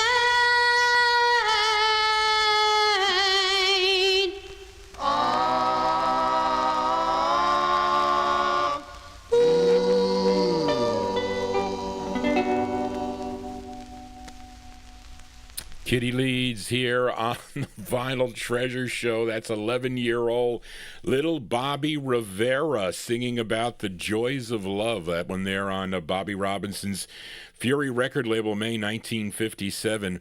Bought that from Chris Ciccone, I think. And Tony Barcia says that was played on the Time Capsule show. But Tony, you remember the exact dates? The month, maybe? Not the day. I used to have a photographic memory, not anymore, not since I got COVID. I am now I can't remember nothing anymore. But anyway, let us continue here on the Vinyl Treasure Show. Let's fill a request now for Graylin, who celebrated a birthday. Graylin, on Friday, right? Yesterday was your birthday. And I played that Chambers. I found out last minute, so I was closing the show with that, Fred Carter Jr. record on Monument. So I saw that it was his birthday on Friday. I said, well, we're going to send you out a birthday record. We're going to do another birthday shout out tonight, too, by the way, for someone else. But I said, well, we got to play a record. So I read him off the records I had pulled for him, and he picked the Chambers Brothers 45. That we closed with. But this is a request for Graylin. We'll say happy belated birthday to Graylin in our YouTube chat room for this blues singer, songwriter, guitarist from, is it Tutwiler, Mississippi? Did I say that right, folks? First recording for Chance and Chess Records back in 1952, but also recorded for JVB, Modern, Deluxe, Rockin', Specialty, Chart, and Vivian Carter's VJ record label. Has 22 releases on the VJ label. This was his fourth release, and a tune he wrote. Let's go to January of 1957. It's going out to Graylin in our YouTube chat room, Mr. John Lee Hooker. John Lee Hooker on VJ. It's called I'm So Worried, Baby. This is for Graylin. John Lee Hooker. Here you go.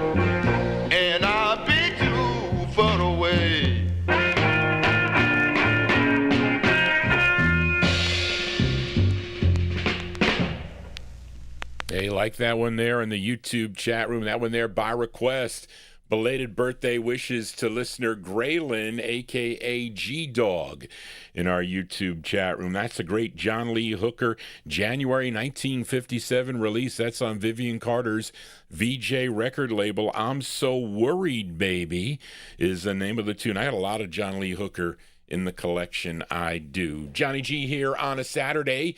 If you are new to this program, please consider subscribing to my YouTube channel. Also, if you do have a request or you want to talk to your DJ tonight, email me at vinyltreasures@aol.com. Let us continue 1957, one of the bigger blocks on tonight's show. And let's go to Atlanta, Georgia for this next group and fill a request for listener John Ronayne. Now, he said this one was hard. He couldn't find this record on a 78. I'm sure it came out on a 78. Al Silver was producing those 78s on the Herald record label, but this is the group's only release, and it's produced by Bill Lowry and he was of Lowry Music, and eventually the owner of the NRC record label. And the true first presses of this come out as the 5 Debonaires. And I don't like these West Coast Monarch presses. I don't like the way the Heralds look. I don't like the way, well, Embers. I don't like any of the Al Silver's presses out there. I mean, maybe later on, if you want to talk about the multicolor, like for Stay by Maurice Williams and the Zodiacs. So you got to be careful. There was no East Coast presses. I mean, if there were, they were rare, but the multicolor, mostly you can tell with the print. But I don't like this print, but it is a first press. I showed you a promo of what the group had to do. The Debonaires was a group that was already in existence, so they had to change their name. Well, I should say they went to just the Debonaires. I don't know why they did that, unless it's vice versa. I don't know. Doesn't really make sense. But anyway, it's called Darlin'. No G on the first press and a G on the second press. Don't ask me. I just buy the records. November 1957 for John Ronayne, the 5 Debonaires on Herald with Darlin'. Here you go, John.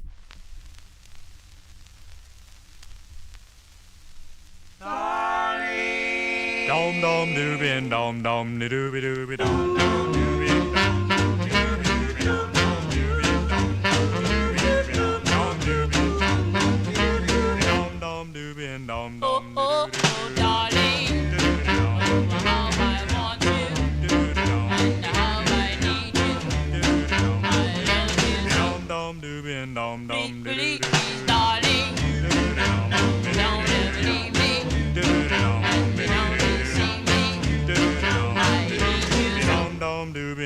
Oh, well, now, darling, I want you so, darling, I need you.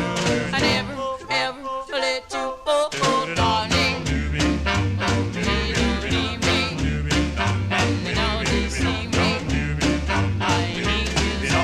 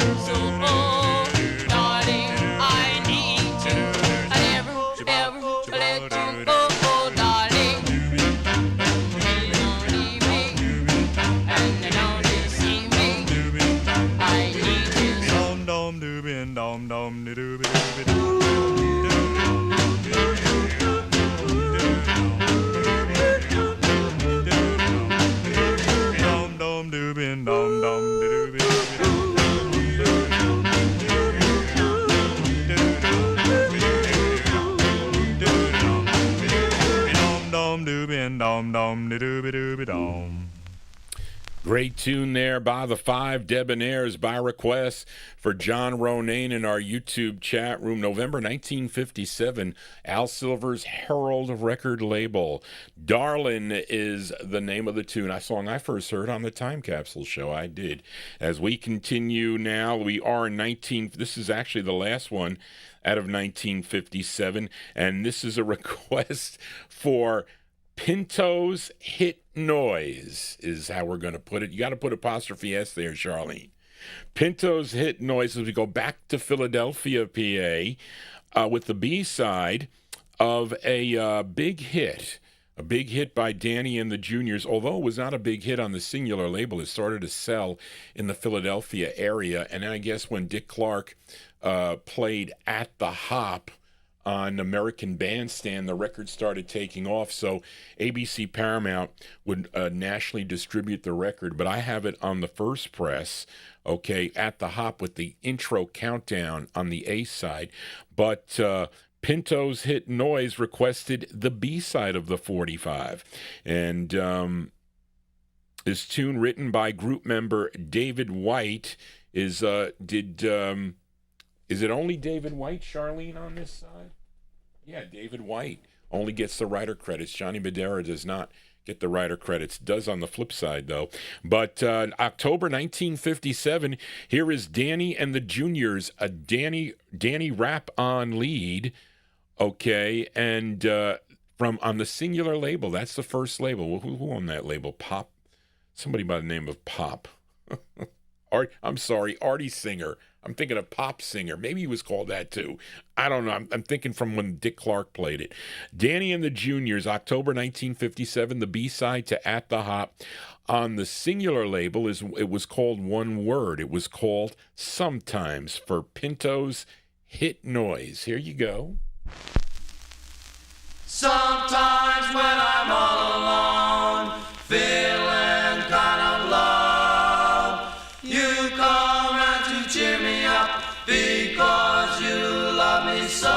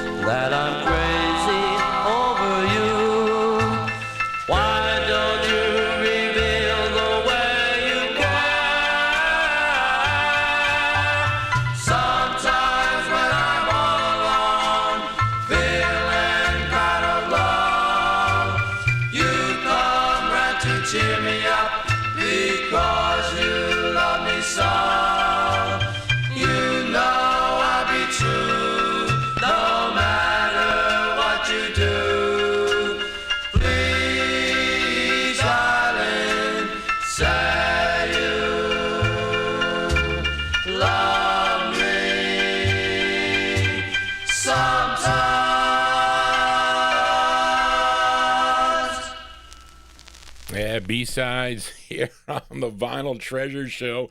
That is the B-side to At the Hop by Danny and the Juniors. And that one there going out to Pinto's Hit Noise, October 57. Sometimes is the name of the tune. That's on the singular label, the first label, actually on the ABC Paramount. I think it's sometimes in parentheses When I'm All Alone. I think so. Anyway, let us continue here. Let's move into 1958 now with a flip side from last week. I think this is the rarest, or I should say the most, well, rare and probably one of the more expensive records to find on Joe Carlton's Carlton record label. And last week I featured the flip side of this, I think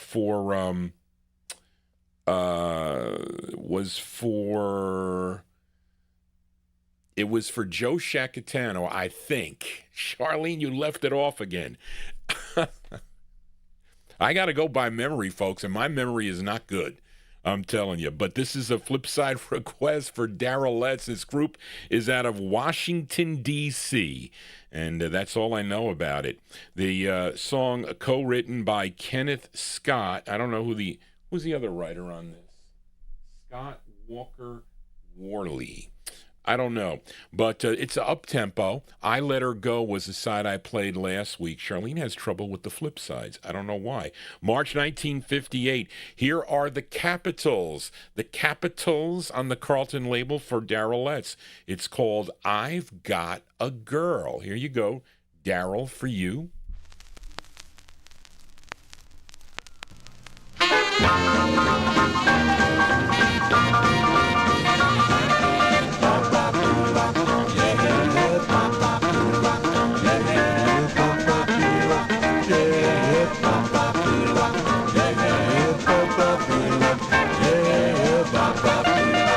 Well, I've got a girl, and I love her so. Yes, I've got a girl, and I love her so. I want to take her everywhere I go. Well, now that girl, she did me wrong. Yes, that girl, she did me wrong. But I just can't leave that girl alone. She took my money and went back home. She took my money, she went back home. I hope that girl don't stay too long.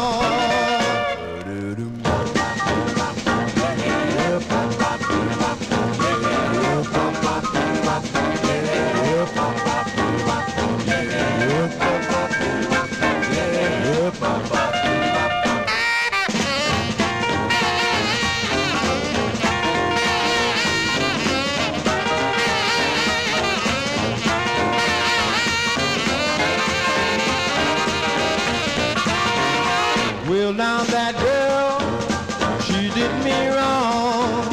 Yes, that girl, she did me wrong. But I just can't leave that girl alone. She took my money and went back home.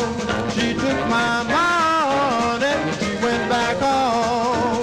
I hope that girl don't stay too long.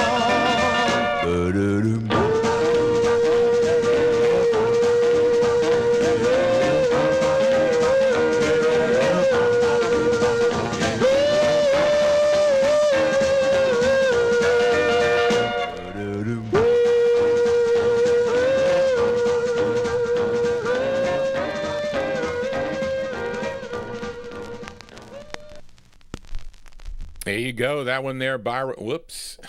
Hold on a second. I gotta make sure I check something here. That one there, by request for listener Darrell Letts in our YouTube chat room. I have to just make sure this is right because I don't want to mess this up. Yes, okay. And there you go. That is the B-side to I Let Her Go. That was probably the A-side, though, I have to say. March 1958. That's probably the hardest record to get on Joe Carlton's Carlton label. I've Got a Girl, the Capitals, a group out of Washington, D.C. for Darrell Letts. The Spices is hard on there. And there's another one. There's a rockabilly record on there that goes for some bucks, too, by the way. And I don't think any of the Jack Scotts, they were all hits, maybe on promos, possibly. But there's a lot of cool records, like a lot of rock and roll records on the Carlton label. Johnny G here on a Saturday. Hope you're digging on the tunes. Let us continue here.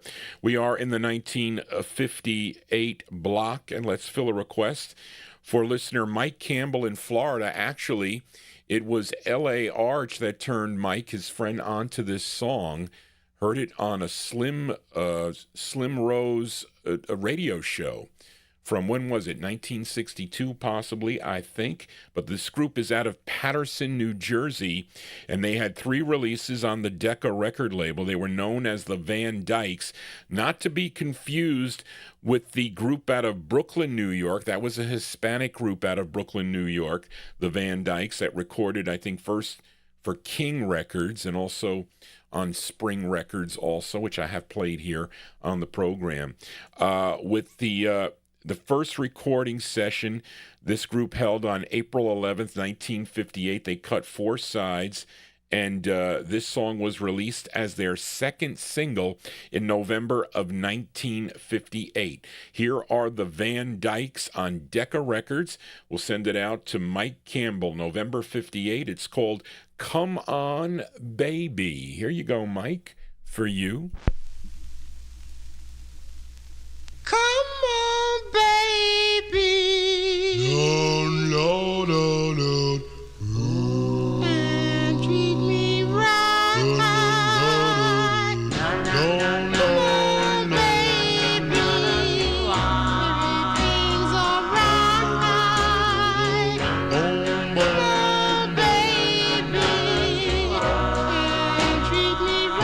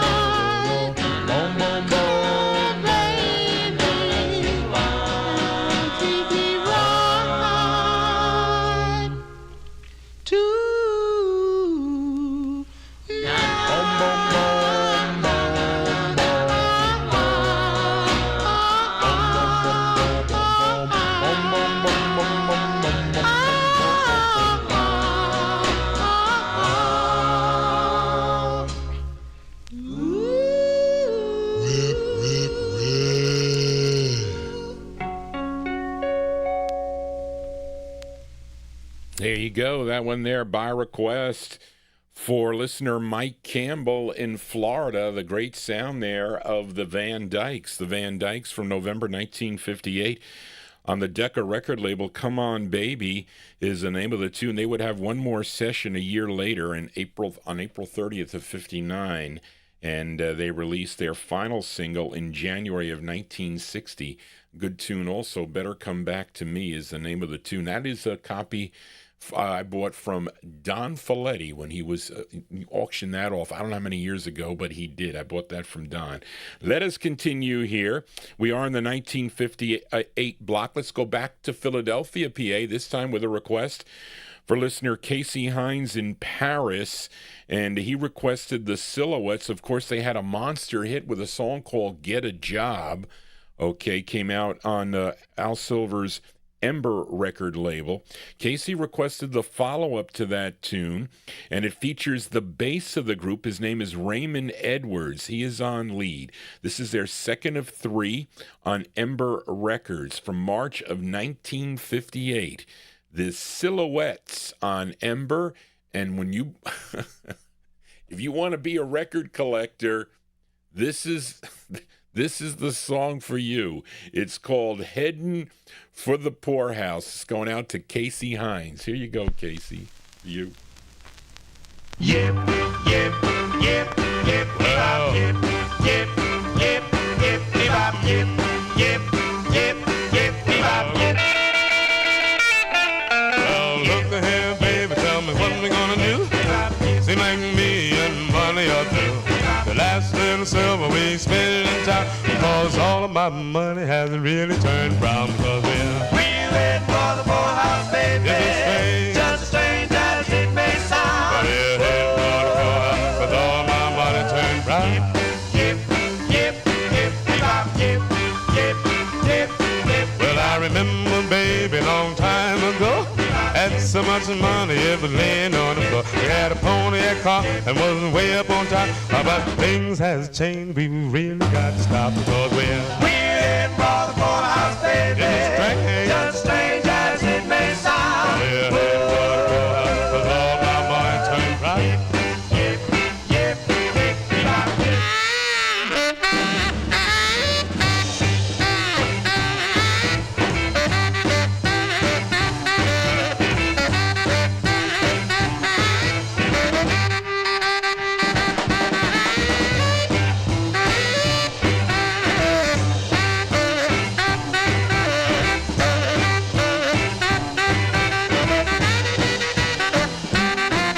Well, we're Wheeling for the poorhouse, baby. Just strange as it may sound. headed for the poorhouse, cause all my money turned brown. Yip, yip, yip, bop, yip, yip, yip, yip. Well, it may seem strange, but facts is facts. You spent all my money, now we're both flat. I never should have spent my money so fast. So come on, baby, we may as well pack, because we're Wheeling for the poorhouse, baby. strange. Just strange as it may sound. We're heading for the poorhouse, cause all my money turned brown. Yip, yip, yip, bop, yip, yip, yip, yip, bop, yip, yip, yip, bop, yip, yip, yip, bop, yip, yip, yip, bop. There you go.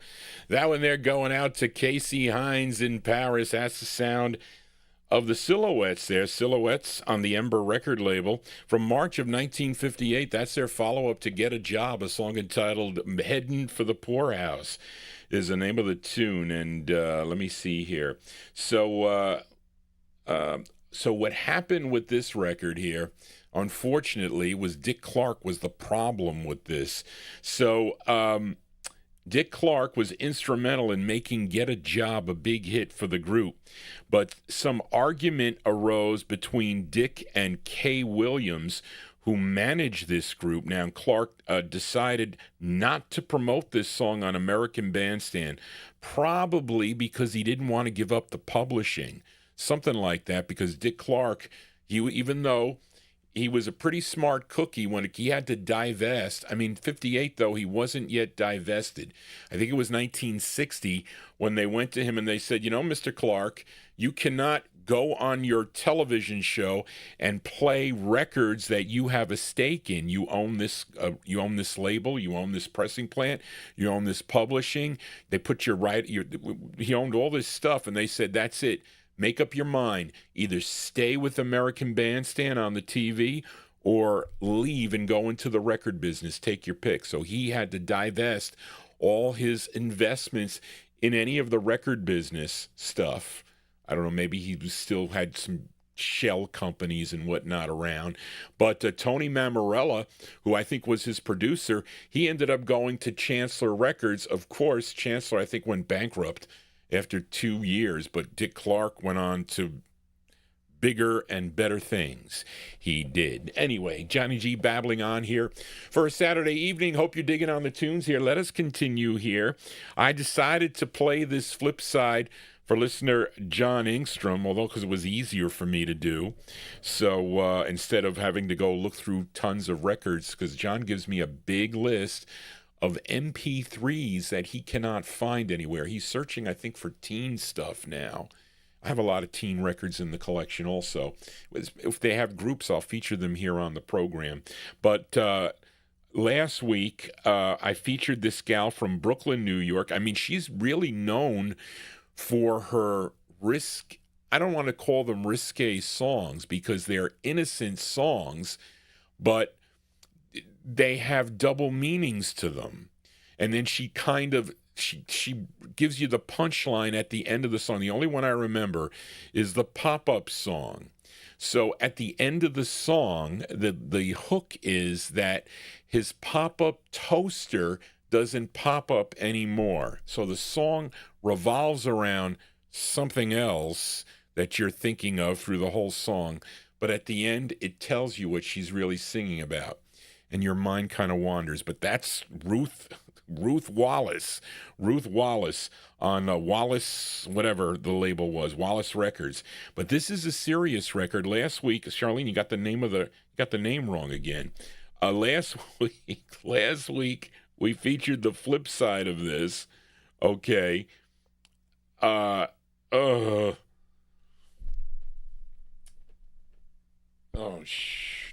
Last week I played Butterfly Heart. Okay, so let me put this back on, folks. I'm sorry. That went into John Engstrom's MP3 library. This week he's going to get the flip side here. There is a male group backing her up in the background here, but let's give it a spin for John. January 58th, Ruth Wallace on Decca Records. It's called Meaning of Love for John Engstrom. Here you go, John, for you. The meaning of love, meaning of love. Oh, now I know the meaning of love, true love. At last I have learned to give my heart and ask nothing in return. Just to walk in your shadow. Just to walk in your shadow. And sigh when you sigh.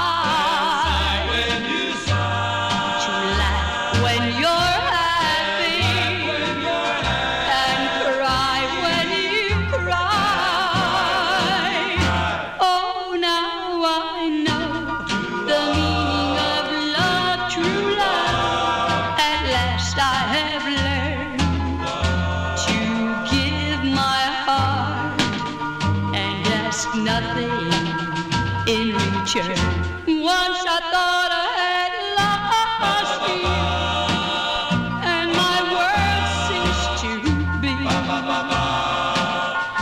Then I realized, dear, what you mean to me. I'm content to stand here beside you in sunshine or rain.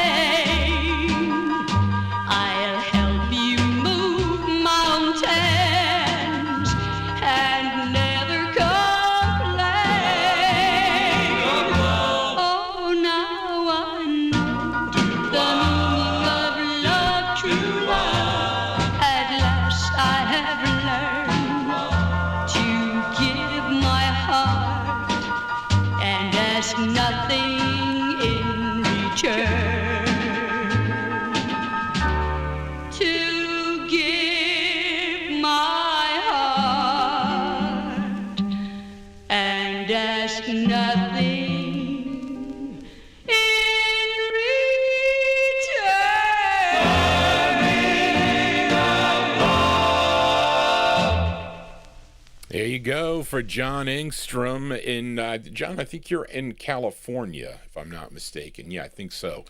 But there you go. That is a serious side. She doesn't have a lot of serious sides, but that's a serious side by Ruth Wallace, January 58. That's on the Decca record label. Song entitled Meaning of Love is the name of the tune. We stay in 58. Although this is an unreleased master here, this is a request for listener Big Dave Swinger in our YouTube chat room. This group hails from the Bronx, New York, and they were called the Mellows, of course, first recording for Joe Davis's JD record label. But they would, I think after JD, they went to Celeste. I got one of those singles on the Celeste label. It could be in better condition. But anyway, they recorded this song for Apollo Records on May 26th of 1958. And it was left in the can until Don Folletti and Eddie Grice put it out on Golden Group's Volume 50. Now, the Best of Apollo Records. It was Volume 3. This LP, I have the LP, but it was also, might have been, and then somebody, whoever, put this out as a single as Apollo 542. That was back in 1957. It features Harold Johnson on lead. He also co-wrote this tune with Carl Spencer and Arthur Cryer. Again, from recorded in May of 58, and released in 1987. Let's give a listen to the Mellows on Apollo for Big Dave Swinger, an unreleased song, unreleased tune, released in 87. It's called Be Mine for Big Dave Swinger. Here you go.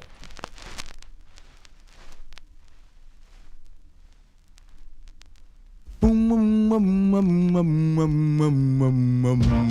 know I loved you right from the very start. I tried to please you, instead I broke your heart. But with a chance, dear, that fate would be so kind. Be mine, but baby, won't you please be mine? Here in my heart, dear, that's where you'll always be. I know I've hurt you, I'm sorry, can't you see? Please say you love me, and we can start anew. Be mine, but baby, won't you please be mine? Oh, I had a heart, and it was true, and now it's gone from me to you. Take care of it as I have done, for you have two, and I have none. I was a fool, dear, that I can plainly see. I beg forgiveness, won't you come back to me? Please say you love me, and we can start anew. Be mine, but baby, won't you please be mine? I had a heart, and it was true, and now it's gone from me to you. Take care of it as I have done, for you have two, and I have none. I was a fool, dear, that I can plainly see. I beg forgiveness, won't you come back to me? Please say you love me, and make my life sublime. Be mine, but baby, won't you please be mine? Be mine, but baby, won't you please be mine? Be mine, but baby, won't you please be mine? That one there going out to Big Dave Swinger in our YouTube chat room. That's the sound of the Mellows, an unreleased master there, put out in 1987, originally recorded in May of 1958. Be Mine is the name of the tune. I wonder why Bess Berman didn't put that out. Maybe some kind of legal thing, possibly. I don't know why that happened, but there was probably something, because that should have been released. Don't ask me why they... I'm telling you, these label owners, there is no rhyme or reason. Anyway, let us continue here. We are in the 1958 block. Let's fill a request for listener Gary Hendren in Alabama. This group is out of Harrisburg, Pennsylvania. This came out on Julius Dixon's Deb Records out of New York City, and they were initially called the Chanels, okay, the Chanels, but according to George Gollner, okay, their name looked too similar to the Channels, okay, so Julius was forced to, is it George Gollner? Couldn't be George Gollner, I don't know, it says George Gollner, that doesn't make sense, that's got to be according to Julius. So Julius was... No, it says George Gollner. I don't know, Charlene. We got to double-check that. Julius was forced to change the name to the Five Chanels, okay? And I'm featuring the true first press of this, which reads Chanels. It features Sharon Scott on lead. It's by request for Gary Hendren in Alabama, September 58. This record is as old as your host, Johnny G. The Chanels on Deb. It's called The Reason. Here you go, Gary, for you.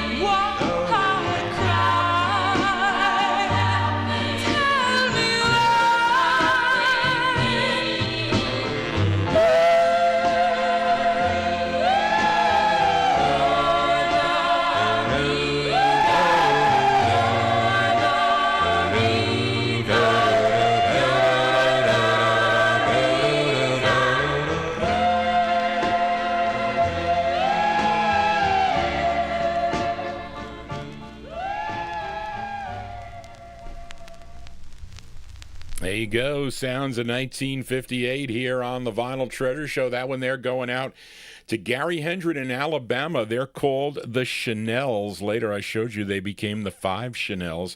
Not really, according to John Clementi, it doesn't qualify as a girl group because there is a male in that group. forget his name. His name is Virgil, okay, because with their next release, they recorded as Virgil and the Chanels in 1959. But that's on Julius Dixon's Deb Records out of New York City. A song is called The Reason. And what is your reason for tuning into Johnny G on a Saturday evening? Because you like the music, you want to learn about the music, we want to have fun, and we want to have, what did we say, educational, fun, and enjoyable. That's what I try to make this show. And hopefully it is for many of you out there. Hopefully you're hearing some tunes that you never heard before. That is the goal of this show. And to keep this music alive, we have many established record collectors or ex-collectors in the chat room that tune into the program here. Again, it wasn't like this back when I was in high school listening to this music. I was tuning into what oldies shows that would be around the dial here in New York. Was a hotbed for oldie shows back in the 1970s. But that has all evaporated away. There are not that many shows that you can hear oldies on Sirius XM, whatever their rotation is. And a lot of people just post stuff up. But anybody can play records. Not everybody can do what I am doing. But anyway, at least I try to be different. But let us continue here. Let's fill a request now for listener Steve B, SNB in our YouTube chat room. As many of you know, that Slim Rose was very instrumental with getting record companies to reissue, well, not only Slim Rose, also Wayne Sterling, and, well, I didn't know that until Bill Old told me. Wayne Sterling, Don Folletti, also very instrumental with getting record companies to re-release records. And I'm just guessing that Slim Rose was behind this record. Maybe he was not, but they were starting to pull out other, I guess, things in the can on their reissues of other hits. Like in this case, okay, VJ Records, The Magnificents, their record was selling back in the early 1960s. That's Up on the Mountain. And so VJ Records re-released it, but not with the original flip side, which is a great flip side, by the way. So what they did is, Why Did She Go was the flip side originally, which is a great song. But in the re-release, which came out in November of 1960, they put this tune as the flip side. And the song was called Let's Do the Cha-Cha, but it was not the Johnny Keys Magnificence group. And this is the same group that recorded Don't Leave Me, backed with Ozita. They were really known as the Five Wonders. Okay, so this is not the Magnificence, it's the Five Wonders. But this was in the can. They recorded it in May of 1958. Is that what we have here, Charlene? What is the date? Did I miss it?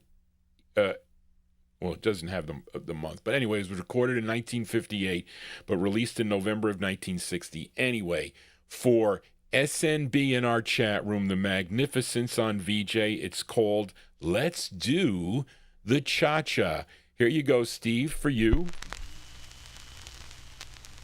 My daddy, my daddy, my daddy, daddy, daddy, daddy.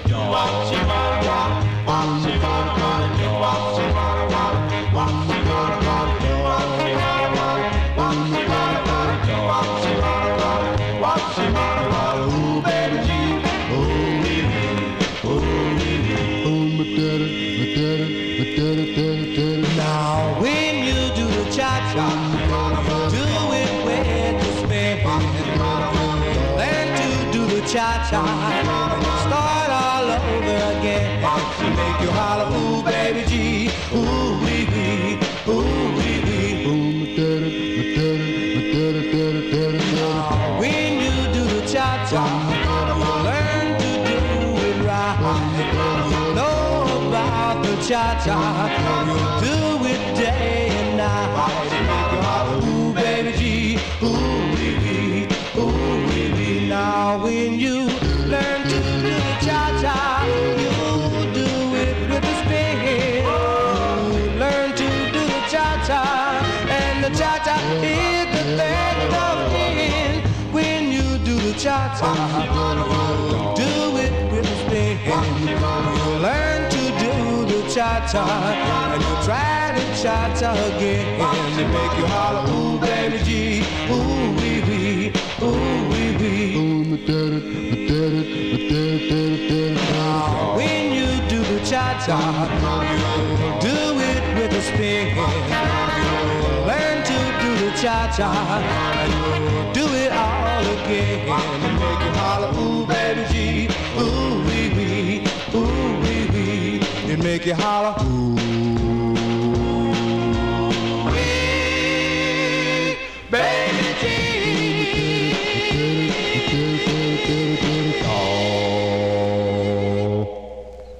There you go. That one there by request. By request for SNB, Steve B in our YouTube chat room. Whoops. Wrong one there, folks. The Magnificence, a.k.a. the Magnificence, a.k.a. I lost my place here, folks. A.k.a. the Five Wonders from November, released in November of 1960, though recorded in 1958. Let's do the cha-cha. Now, you know that record, okay, reminds me of the Drakes on the Conquest record label, a song called Ooh Wee. So Big Dave Swinger, is that Drake's from the same place where this group was from? Double check, because I think they may be kind of tied together.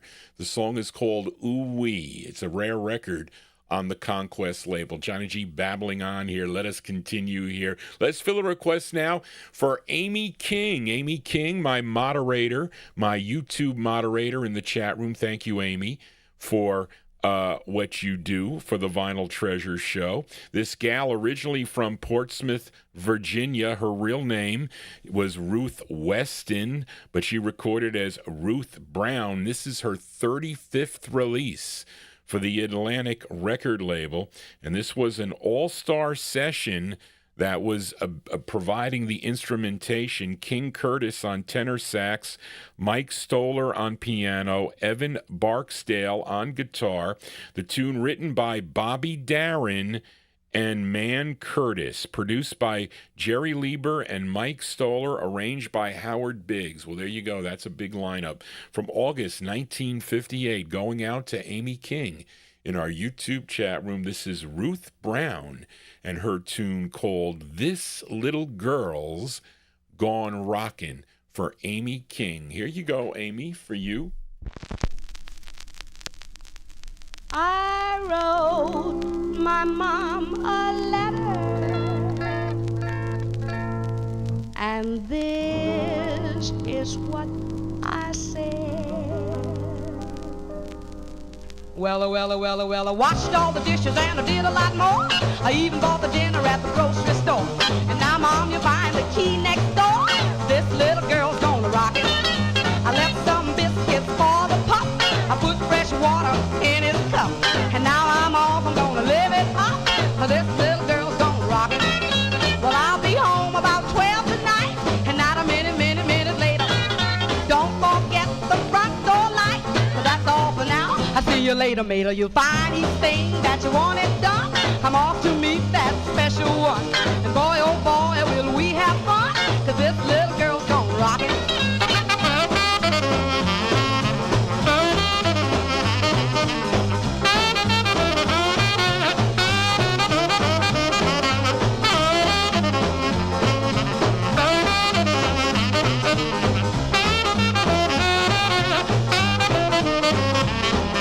I'll be home about 12 tonight, and not a minute later. Now don't you forget that front door light. That's all for now. I'll see you later, mater. You'll find anything that you want it done. I'm off to meet that special one.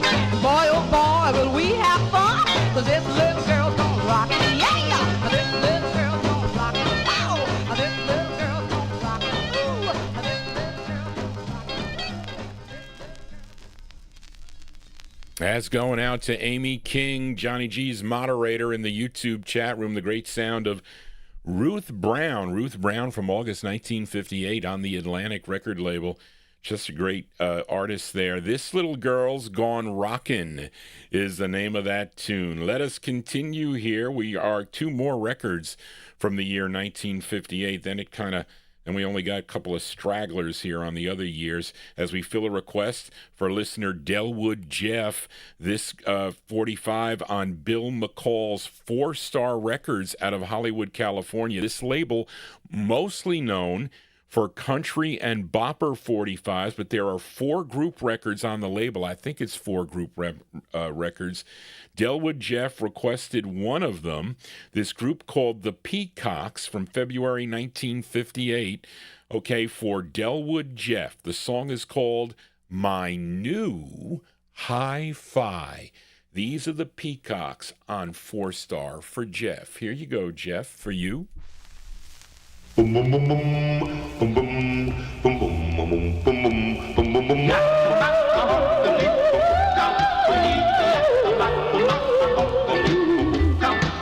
Where my new hi-fi is only company. Because the girl I love has went and left for me. Well, I played you, send me an arrow of love. Because I need you, my sweet little love. Cause my new hi-fi is lonely company. Well, I go to the movies and I think of her all day. I sit next to a couple to hear the sweet words they say. Well, I leave the show and I catch a bus. When I get home, I'm all sugar. Cause my new hi-fi is my only company.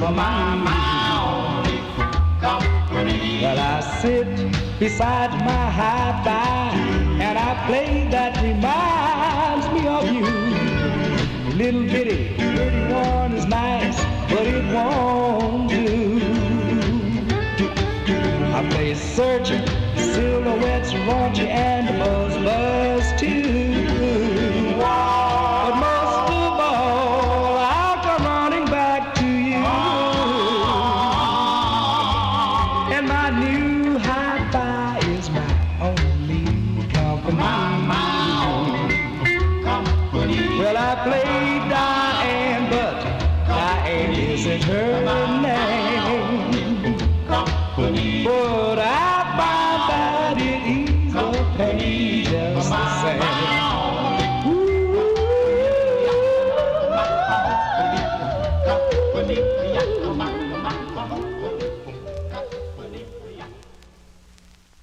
There you go. That one there going out to Delwood Jeff. That's the sound of the Peacocks. The Peacocks from February 58. That's on the 4-Star record label. Song entitled My New Hi-Fi. Here's a suggestion. Anybody wanting to buy a hi-fi, if you're going to do that, you should wait till the Friday after Thanksgiving. That's the best thing. You buy any type of electronics.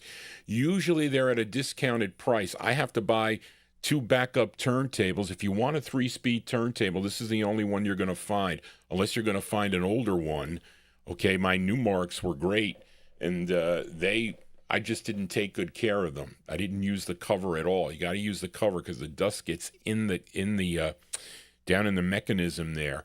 But the Audio-Technica 3-speed, I'm going to try to get 2 and order them on that on the Black Friday, I think is what they call it, though. So you're going to get any kind of electronics. You want to get a new PC, you want to get a new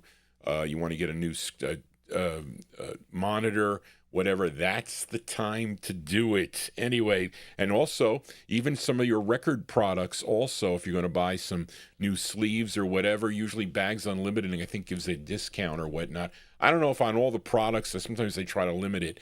But anyway, that's the best time to do it. Let us continue here. And let's fill a request for listener Gary McClendon in our YouTube chat room. This is an interesting request you gave, Gary, because this record, I used to buy records from Mike and Carol Demersion.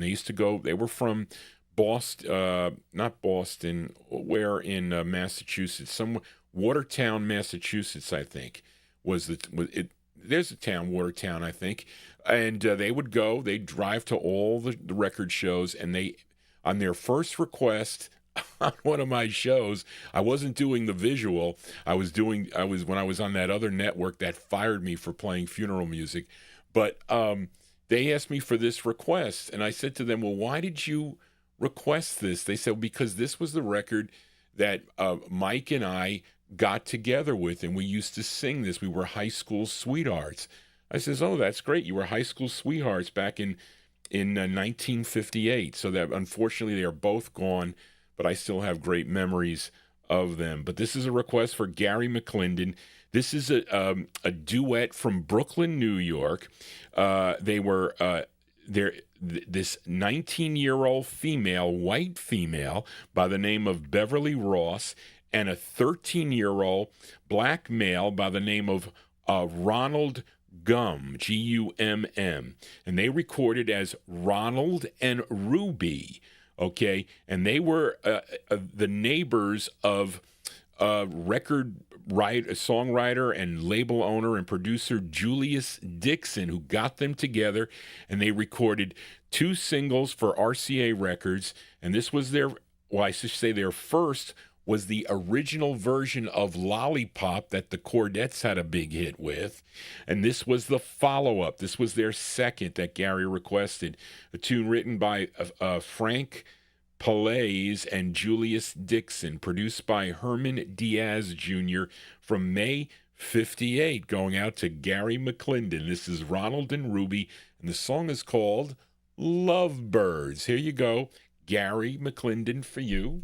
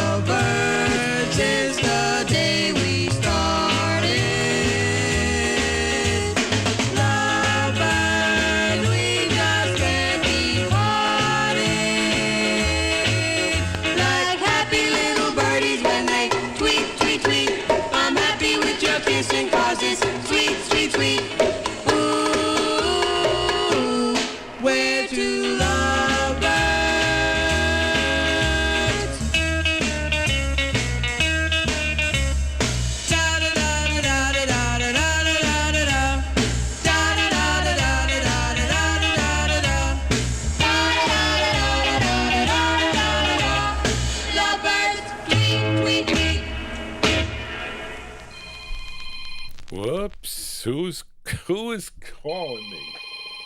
Oh, geez, my mother is calling me here. What is she saying here? Let me say this. Hello? Hello? Joe Shacatano said good night. Wish everyone happy Thanksgiving. Okay. All right, thanks. All right, bye. Bye. All right, Joe Shacatano, good night. My mother made sure that she wanted me to say good night to you. So my mother is going to go to the phone. She can't yell up. She can't come upstairs, so she'll call me. She's watching all you chatters there in the chat room. But anyway, there you go. Duets here on the Vinyltreasure show. That one there, Ronald and Ruby, Ronald Gumm and Beverly Ross. She's Ruby from May 58 for Gary McClendon. Lovebirds is the name of the tune. Weren't the Lovebirds the cause of the Alfred Hitchcock's The Birds? Remember that with Tippi Hedren? when she brought the lovebirds to the island. Isn't that what drove the? Remember they said that since you came to town with those birds, you made all the seagulls and everybody crazy. Wasn't that the theme of that? Anyway, Johnny G gets off track here. Let's move into 1960 now with a request for Chuck Mitchell. He requested this group out of Harlem, New York. Lots of great songs for this group. Actually, we'll say first recording for the Johnson record label, but then it would get picked up by George Gollner's Gone record label, of course. I'm talking about the Dubs. But they made a they ended up on ABC Paramount Records, okay? And I don't know how that happened, but they signed with ABC Paramount, and this was the group's, which one, Charlene? It doesn't say. October 1959. This might be their first. I don't know. Yeah, I think this was their first release on ABC. This song co-written by the lead singer, Richard Blandon. I'm talking about the Dubs here. The Dubs on ABC Paramount. The song is called No One. This is going out to Chuck Mitchell. Here you go, Chuck. The Dubs for you.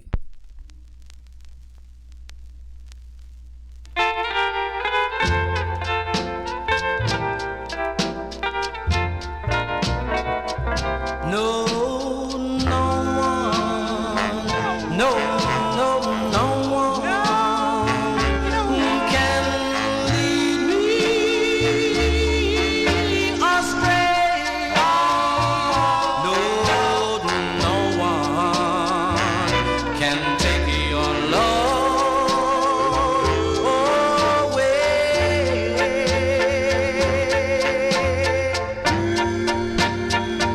No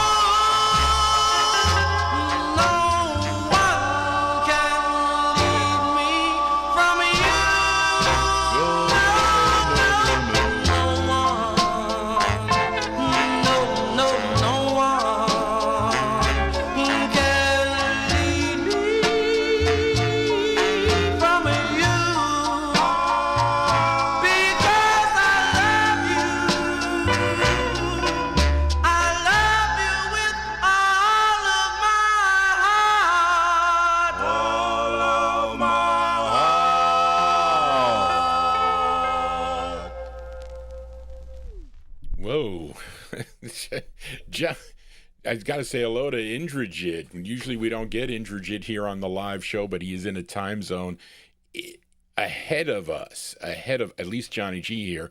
I'm broadcasting from New York, Westchester County, New York.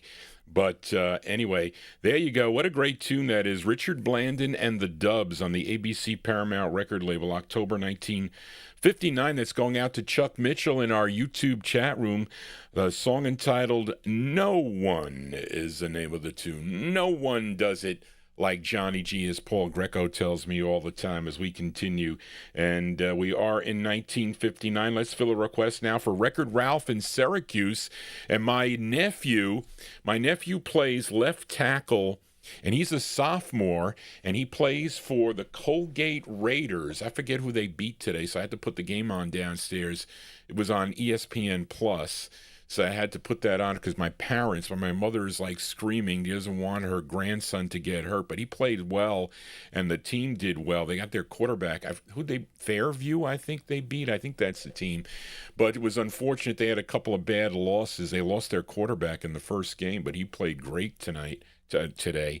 But I guess I'm saying that because of, it's upstate New York, and now that was our last game, so that's it. They go home. But this next group, originally out of Detroit, Michigan, they recorded first as the Royals for Sid Nathan's Federal label. Then they would change their name to the Midnighters, and they would record for Sid Nathan's Federal label and also the King record label. And this tune, they're doing actually a cover tune. The song was written by Marty Robbins, who first did it. Wait a minute. Let me see. Written by Marty Robbins and first released in 1956 by Dennis Lotus and released in 56 by Dennis Lotus and the Tony Orchestra on Pine Nixa. So, Charlene, am I taking it that Marty Robbins did this first? I thought the guy Johnny York did this record first. I don't know. But anyway, it's from June of 59. This is not the original. It's Hank Ballard and the Midnighters on Sid Nathan's King record label for Record Ralph, and their rendition of the tune, Hank Ballard on lead, of course. It's called Sugaree. Here you go for Record Ralph. Here you go.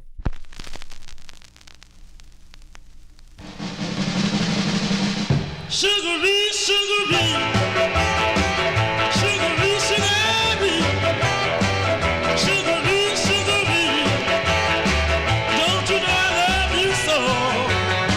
I got a letter from my baby. She says she's coming home today. I got a letter from my baby. She says she's coming home today. Oh, well, my baby wasn't lying. She was coming home to stay. Sugaree, sugaree. Sugaree, sugaree. Sugaree, sugaree. Don't you know I love you so? I got a pencil and a paper, and I sat right down to write. I got a pencil and a paper, and I sat right down to write. I said I miss you in the daytime, but I miss you more at night. Sugaree, sugaree. Sugaree, sugaree. Sugaree, sugaree. Don't you know I love you so?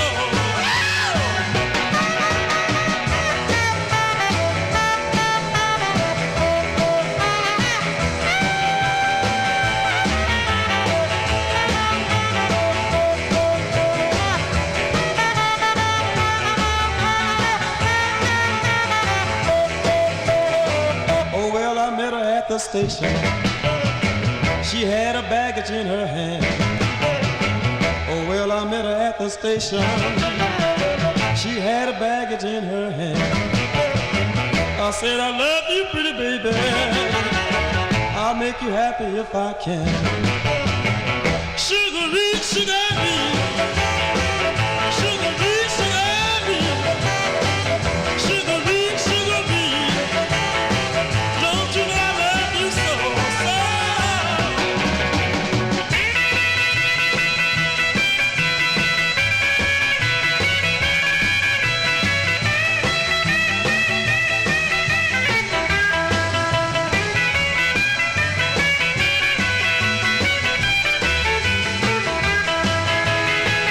Sugaree, sugaree.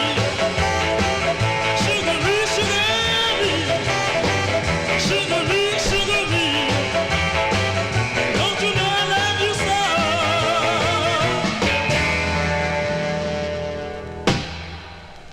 That's Hank Ballard, although Tony Barcia mentions that we don't hear the Midnighters in the background, so that could probably be a solo thing. He just was known as Hank Ballard. Although, Tony, he does have solo releases on King Records just as Hank Ballard. But anyway, I think Rusty York did that first on the Van Dan label, because I think I have it on that label, and then also came out on Sid Nathan's King, so they just recycled that tune. A great And that's a great tune there. Sounds a cool rockin' tune by Hank Ballard, June 1959, going out to Record Ralph in Syracuse on Sid Nathan's King record label. Sugary is the name of the tune. Johnny G's Got to Stay Away from Sugar. It's no good.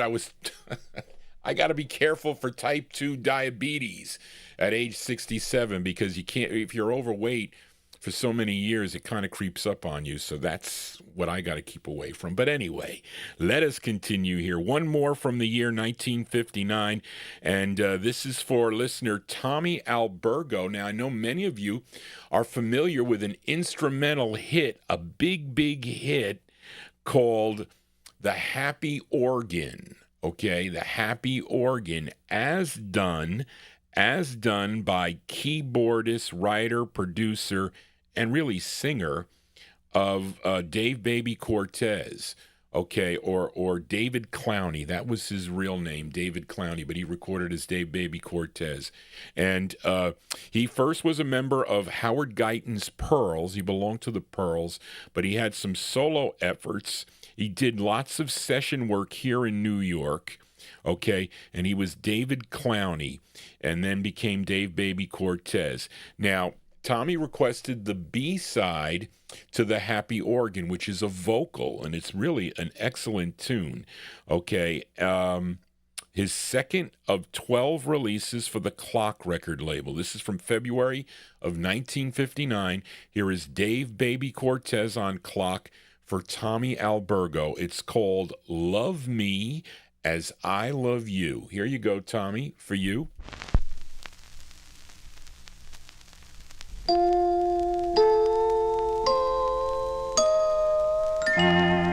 My love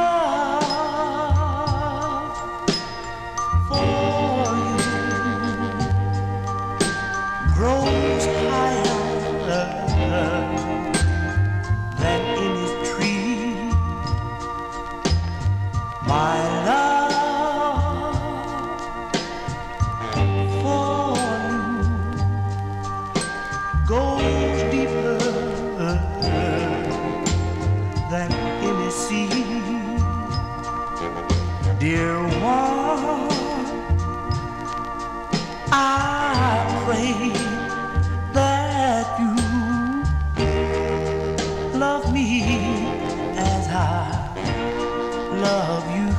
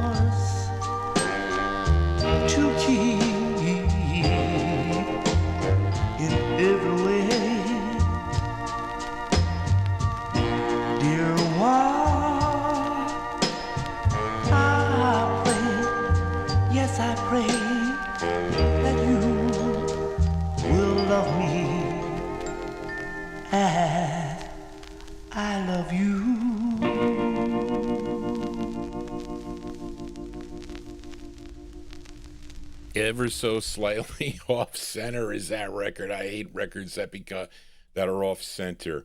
But anyway, there you go. That's a B-side there. The B-side to the Happy Organ, a big instrumental hit. #1 hit, I think, a national hit for Dave Baby Cortez. That is a vocal going out to Tommy Albergo in our YouTube chat room, February 59. Love Me as I Love You. That's on the Clock record label. Now, new listener to the program, Brian McFadden. You asked Johnny G how I clean my 45s. Well, I use this. I've always been using the spin clean system. It takes a long time, but that is the best thing. I don't like those nitty gritty things and any kind of stuff. I mean, unless you have that. What is that? The one where they put it in. You put it in the water, and I think some kind of electrode thing does something to it. Supposedly, Chris Farrellis tells me that is a big thing that works. You can do multiple records to clean that way. The spin clean is a pain in the neck, but it does clean the records. You have to be so careful on certain labels, okay? The flat paper labels, you have to be. The shiny ones are okay. But I don't like to submerge the labels in water and whatnot, but something in that soap that they use gets a lot of the grime out. But you have to, on real dirty records, you should take it to your sink and you should use like a medium toothbrush and get some of that stuff out with the toothbrush, and probably like a mild dishwashing liquid to do that. Now you'll take that out first, then you can run it through the spin clean. Sometimes some records are unsalvageable, but at least it makes it a little better. Even newer records that have, like, you hear like I think I played a Rama record that had some kind of thing in it. I couldn't see it. If you take it to the Dawn dishwashing, you can get that sound out. That's the best. That's what I've been doing, and I've been collecting since 1972. We'll call it that. But anyway, let us continue here. Let's move into 1960. For this is the Collector Corner Record of the Week as we go out to California. And this is Ray Dobard's Music City label, which is out of Berkeley, California. And this group was on 2 releases on this Music City label. Okay, they with their first single. Let me see. This is the group's debut single. Okay, this is their first single, because with their second single, they backed up Lynn D, okay, in October of 1960. So this is prior to that, but it's in the year 1960. They're called the Pagans. I think it's with an E-N. No, it's not right. It's P-A-G-A-N-S, Charlene, not E-N-S. I might have had that in the file. It's wrong. I couldn't find this in Daryl Letts. If you can double check for me, see if it's in Marvin Pod's book, because I couldn't find it. This is an expensive 45 in that Ray Dobard load that was, I don't know, that was purchased many, many years ago, okay, from Music City. Ray Dobard owed the U.S. government thousands, if not millions of dollars.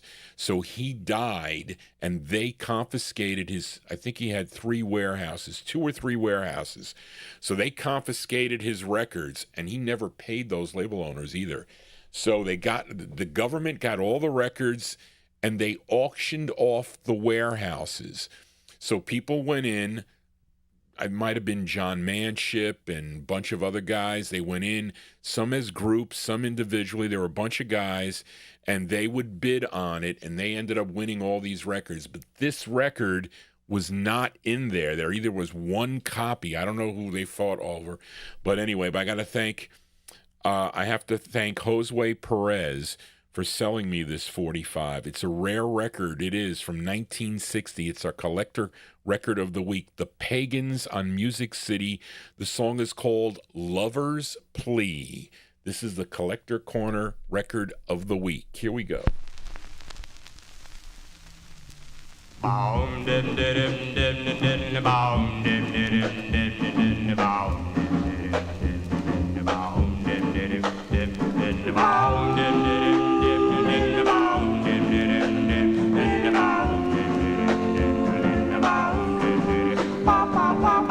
want you, I need you to call my own, to walk with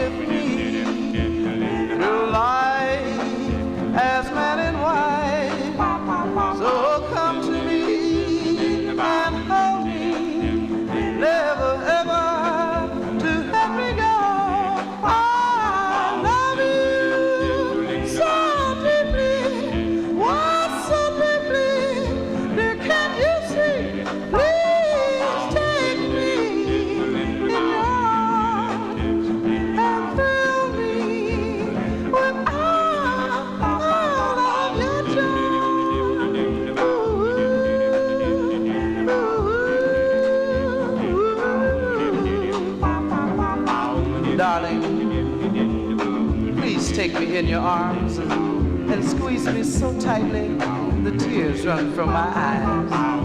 For dear, can't you see that without you, I'm as a blind man walking through life in the dark. But with you, yes, with you, I could and I would be as a king. So come to me and hold me, never ever to let me go. I love you so deeply, why so deeply? Dear, can you see? Please take me in your arms and fill me with all of your charms.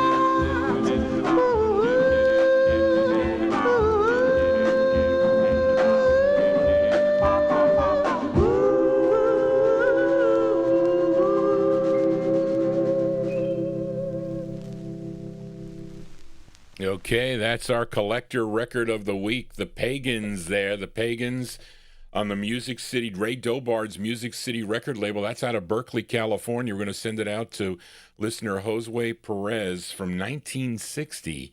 The Pagans with Lover's Plea. I think that there's no way that record is worth $325. Maybe back in the 70s sometimes it would be. But I know when I spoke to Greg about that, he had a hard time getting that record. He had to hem and haw with whatever he had to trade to get it. But it was hard. Certain records are just not out there. And you know, I couldn't find it. I have a trouble. I have to admit, I don't want to. There's no other price guides out there with this music except Marvin Paz. He's working on a new one. But it's not that easy to follow that book, I have to say, because when I want to look, because it's alphabetical, and I'm not. And again, if you're looking for the 5 keys, you want to see the 5 keys. You don't want to go to keys. You can't do that, Marvin. You can't do that. You have to put the name of the group. And sometimes it's very difficult there. He tries to get a lot of information in about the lead singers and everything else, which I think is a good thing. But I think that book is hard to read. I think it is. Maybe we're spoiled from the Kreider books. I don't know. And I know a lot of you don't know what I'm talking about. But Jeff Kreider was the one that used to put out those price guides. And he hasn't had one in, I don't know, 15 years or more than that now. So the only other one was Marvin Paz. And I don't know how he gets the prices. I mean, if you want to go and check on some of the, there's some price things on the internet. But John Tefteller has auctions every month and whatnot for these things. I mean, there really needs to be somebody to compile all those things. But anyway, I digress. Let us continue here on the Vinyl Treasure Show. This is a record collector's show here for those of you that don't collect records, but we talk about it. But anyway, we are 1960. This is, we got a couple more. I got one for a cool aunt coming up after this. But let's go to Brooklyn, New York, back to Brooklyn, New York with this request for listener Paul Michel. And this group had 3 releases on the Coral label. Paul requested their second, co-written by the lead singer of the group. His name is Dennis Lowell. This came out in February of 1960. They're called The Explorers.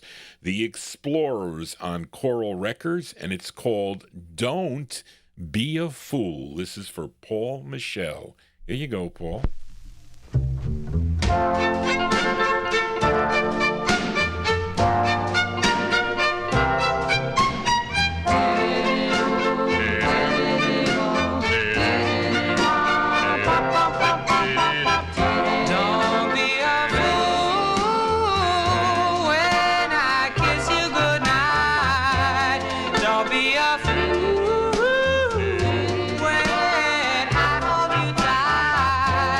You know I love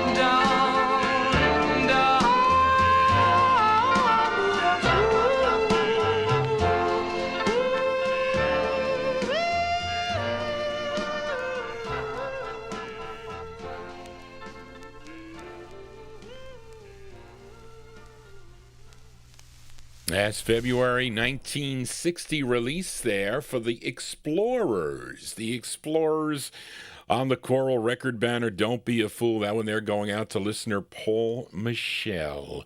Let us do one more from the year 1960. This is actually a flip side request for listener Cool Ant in our YouTube chat room. Last week she requested Chuck Berry on the Chess record label. It was called Worried Life Blues, a cool blues record by Chuck Berry. But she also said, well, she told Johnny G that the flip side was pretty cool too. So we're going to play it for listener Cool Ant. This actually charted. This was a number 3 record on WGES out of Chicago, Illinois, April 1960. Mr. Chuck Berry on the Chess label. It's called Bye Bye Johnny. This is for Cool Ant. Here you go, Chuck Berry. She drew out all her money at the Southern Trust and put her little boy aboard a Greyhound bus, leaving Louisiana for the Golden West. Down came her tears from her happiness. Her own little son named Johnny B. Good was gonna make some motion pictures out in Hollywood.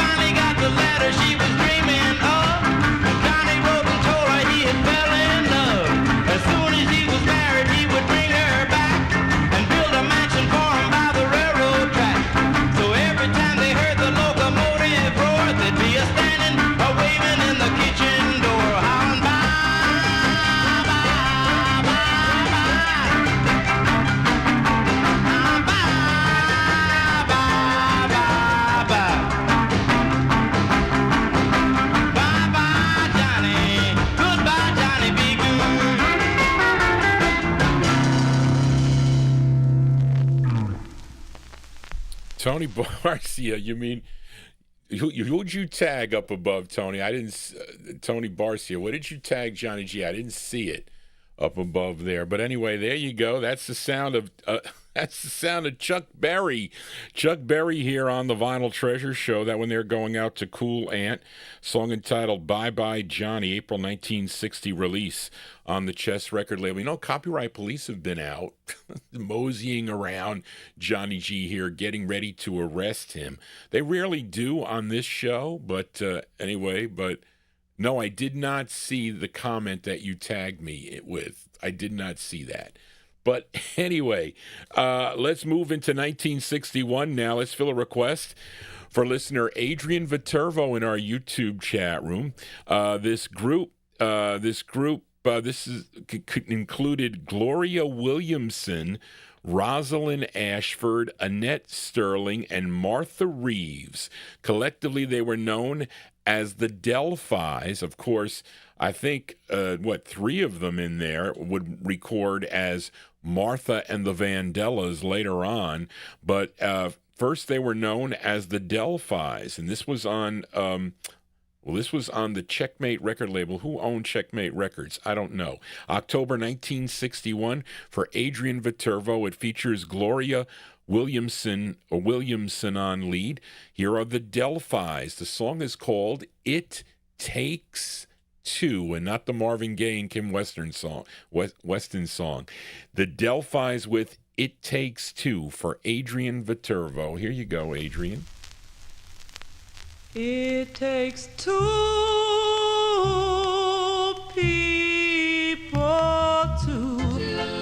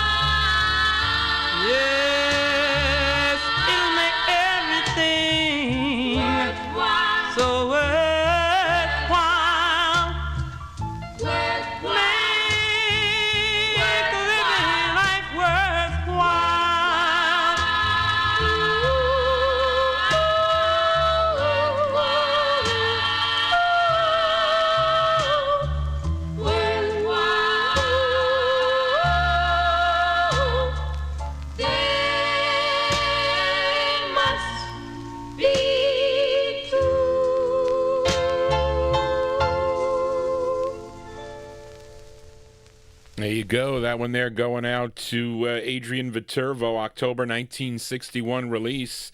Let me go on the camera here, folks.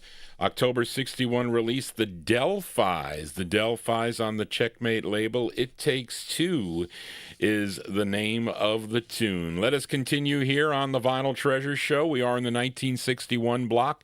Let's fill a request for Timothy. He was in our chat room here, but we go out to Phoenix, Arizona for this label. It was owned by Lee Hazelwood, and the publisher on this is Greg Mark Music, which was Lee Hazelwood and Lester Sills Publishing Company. Now, according to record dealer Jerry Diaz, who sold me this 45, he told me that this is a novelty tune, a song that, even though it says Little Sunny Day and the Little Sunny Day, it's really Donnie Owens. Donnie Owens, the same guy that recorded Need You on the Guidon label. He said this is Donnie Owens, okay? And Donnie is disguising his voice, and it's probably true because the writers on this are Donnie Owens and Jimmy Gray. And this is out of Phoenix, Arizona. The label's called Tandem Records, and this is from March 61. It's not an easy record to find. Little Sunny Day and the Clouds for Timothy. The song is called Luann. Here you go, Timothy, for you.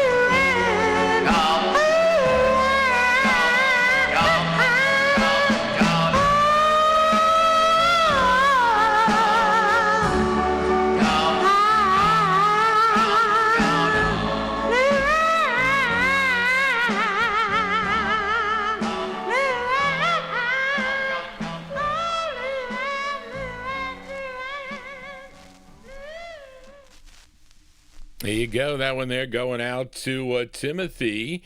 It was in our chat room there, but that is that they were fooling around.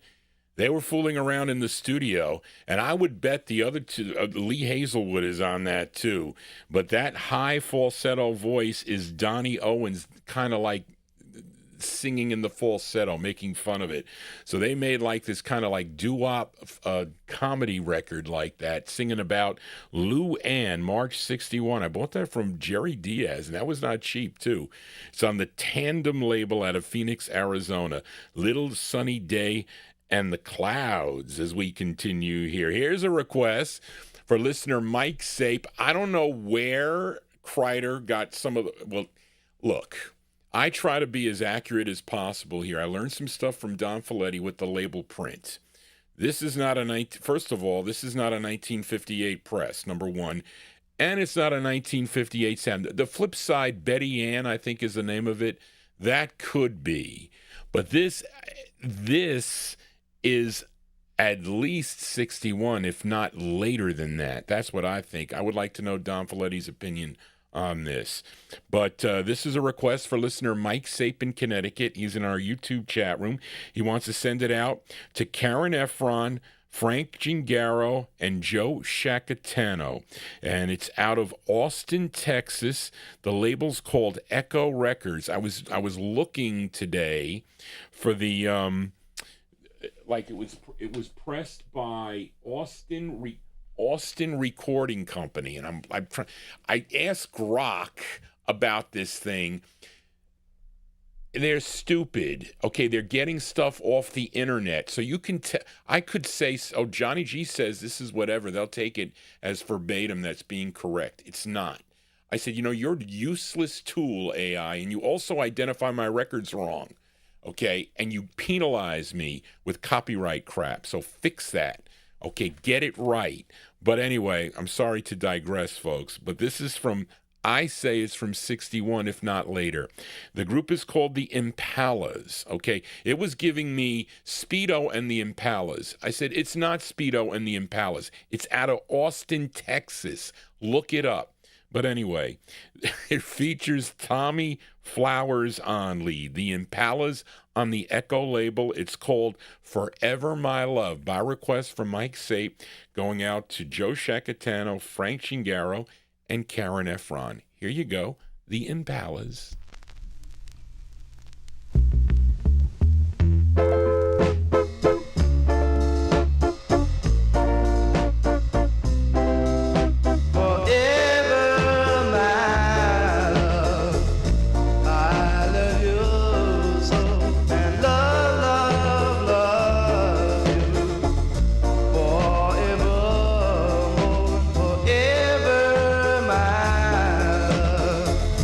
I'll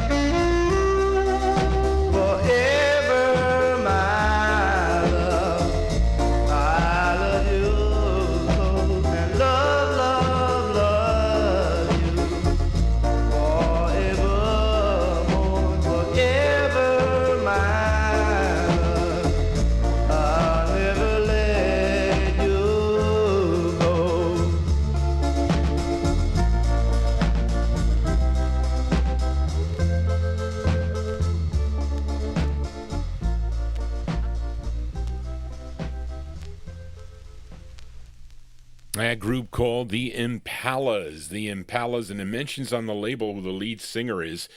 Okay, his name is Tommy Flowers. Tommy Flowers is the lead. I say it's 61. It could be later than that, for all I know. It doesn't sound like 58. It doesn't even look like a 58 press. If I was a gambler, I would definitely gamble on that. Put your house on it. The Acappellas on Echo Forever My Love is the name of the tune for Mike Sape, going out to Karen Efron, Frank Chingaro, and Joe Shacatano. As we continue, let's move. No 1962 again for two weeks in a row. We're going to move to 63, and we're going to flip over a request for listener Comic Detective.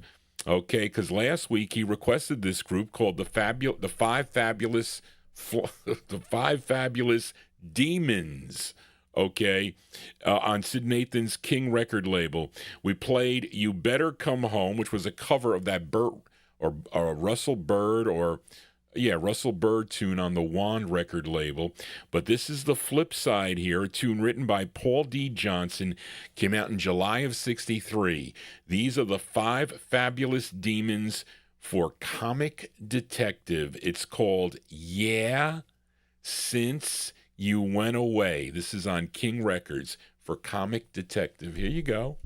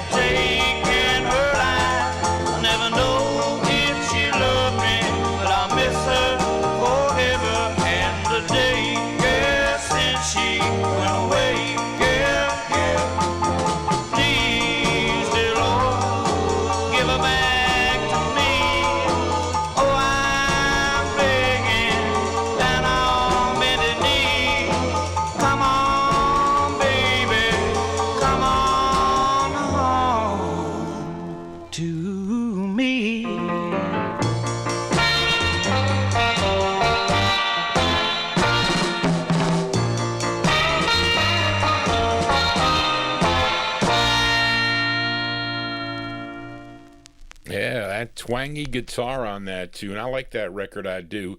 By request, we'll send it out to Comic Detective. That's the sound of the Five Fabulous Demons from May 1963 on Sid Nathan's King record label.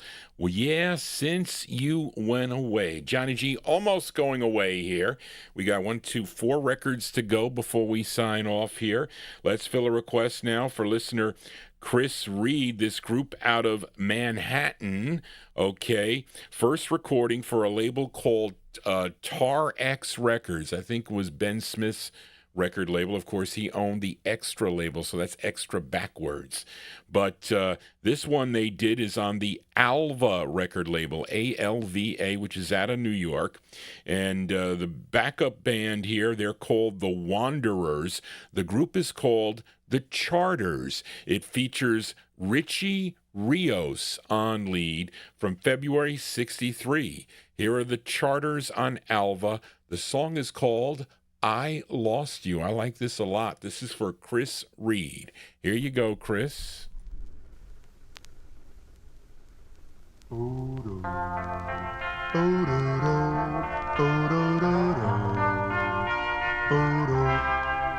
You have made up your mind to let me go, but you will always remember that I will hold you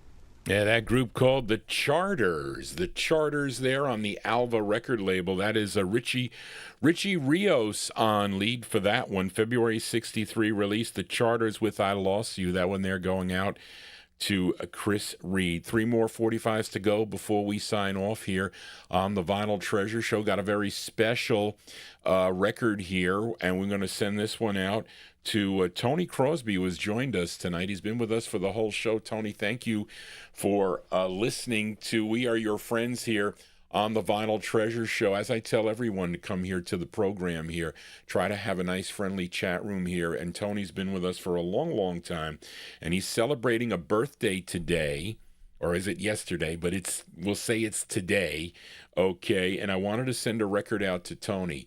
And I'm not going to say your age, Tony. You can say that if you'd like. But we're so happy that Tony is back with us. Now we need Lenny to get back here, too. But I want to send this tune out to Tony, this great group out of Brooklyn, New York. Their biggest hit was a song called Baby, Oh Baby. That was but here is their 9th of 11 releases on the Johnson label. Baby Oh Baby was Nate Bouknight on lead. But on this release, Roy Jones came in to do the leads here. And this is a tune written by Bob Stoughton and Carl Fisher, produced by Joe Duke, came out in January of 63. And we're going to send it out to Tony Crosby, listening in the UK at the wee hours of the morning, and he is live in our YouTube stream. So wishing you, Tony Crosby, a very happy birthday. Here are the Shells on the Johnson label. It's called A Toast to Your Birthday for Tony Crosby. Here you go, Tony, for you. Happy birthday. Here's to you, a toast to your birthday, darling. Blow out the candles,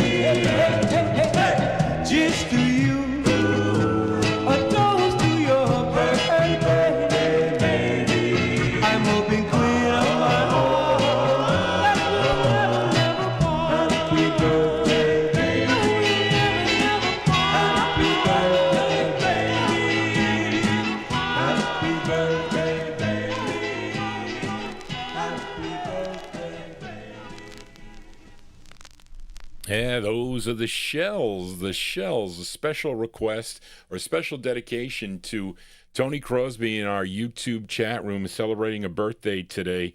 Happy birthday, Tony. The Shells, that is Roy Jones on lead from January 63 on the Johnson label. A toast to your birthday. I showed you also it came out on the Selsum label also. But that is the original. I'm pretty sure that's the original. Didn't go back and check the dates. But anyway, 2 more 45s to go before we sign off here. And we're going to send this one out to a fellow DJ of mine here on Oldies and More Radio. His name is Charles Carless. Now, Charles does an a cappella segment on Tuesdays at noon on Joe T's Soda Shop program. So you can tune in on Tuesdays. I don't think, Tuesdays on oldiesandmore.com. Go there and you can tune in to Charles. He does at noon Eastern Standard Time. He plays 2 a cappella records. And he asked me for one, which I did not have. Originally it was on a CD, I think. Or maybe it came out on a 45 and I didn't have it, but it was on a CD, and I can't play CDs here on the program, or it's very difficult for me to do that. And listen, with the visual, I'm going to play a CD. I mean, that's what is not good. But anyway, I hope you like this one, Charles, because I like this one. And this is on this group out of New Haven, Connecticut. They did a bunch. I think it was Wayne Sturley. Bill told me the story about this. I think it was Wayne Sturley and I think it was it Don. I think you were involved in this, and the guy that owned Bruce Records backed out of the deal, and Slim Rose came in. So they ended up getting all these a cappella tapes from the Nutmegs. I think they recorded them for Marty Kugel's label. They were like practice tapes. And what they did is they issued them out on the Times Square label because Slim was investing in the project there. So, and then later on, I think they came out on Don Folletti's Relic label. And I have this one. I don't know if this one is on. It might be on Times Square. I don't know. It was confusing because there's so many, because the a cappella was really big in 1963, 64, 65, into 66. A cappella was a big thing. But I picked this one, okay, released in November of 63 on Slim Rose's Times Square Records. I have the second press. Don Folletti and Eddie Grice put this out on Relic Records out of Hackensack. That's how I have it. Okay, and it features Leroy Griffin on lead. These are the Nutmegs on Relic for Charles Carless. It's called Why Do We Go to School? The Nutmegs a cappella for Charles Carless. Here you go, Charles, for you. Please tell me why school bells ring.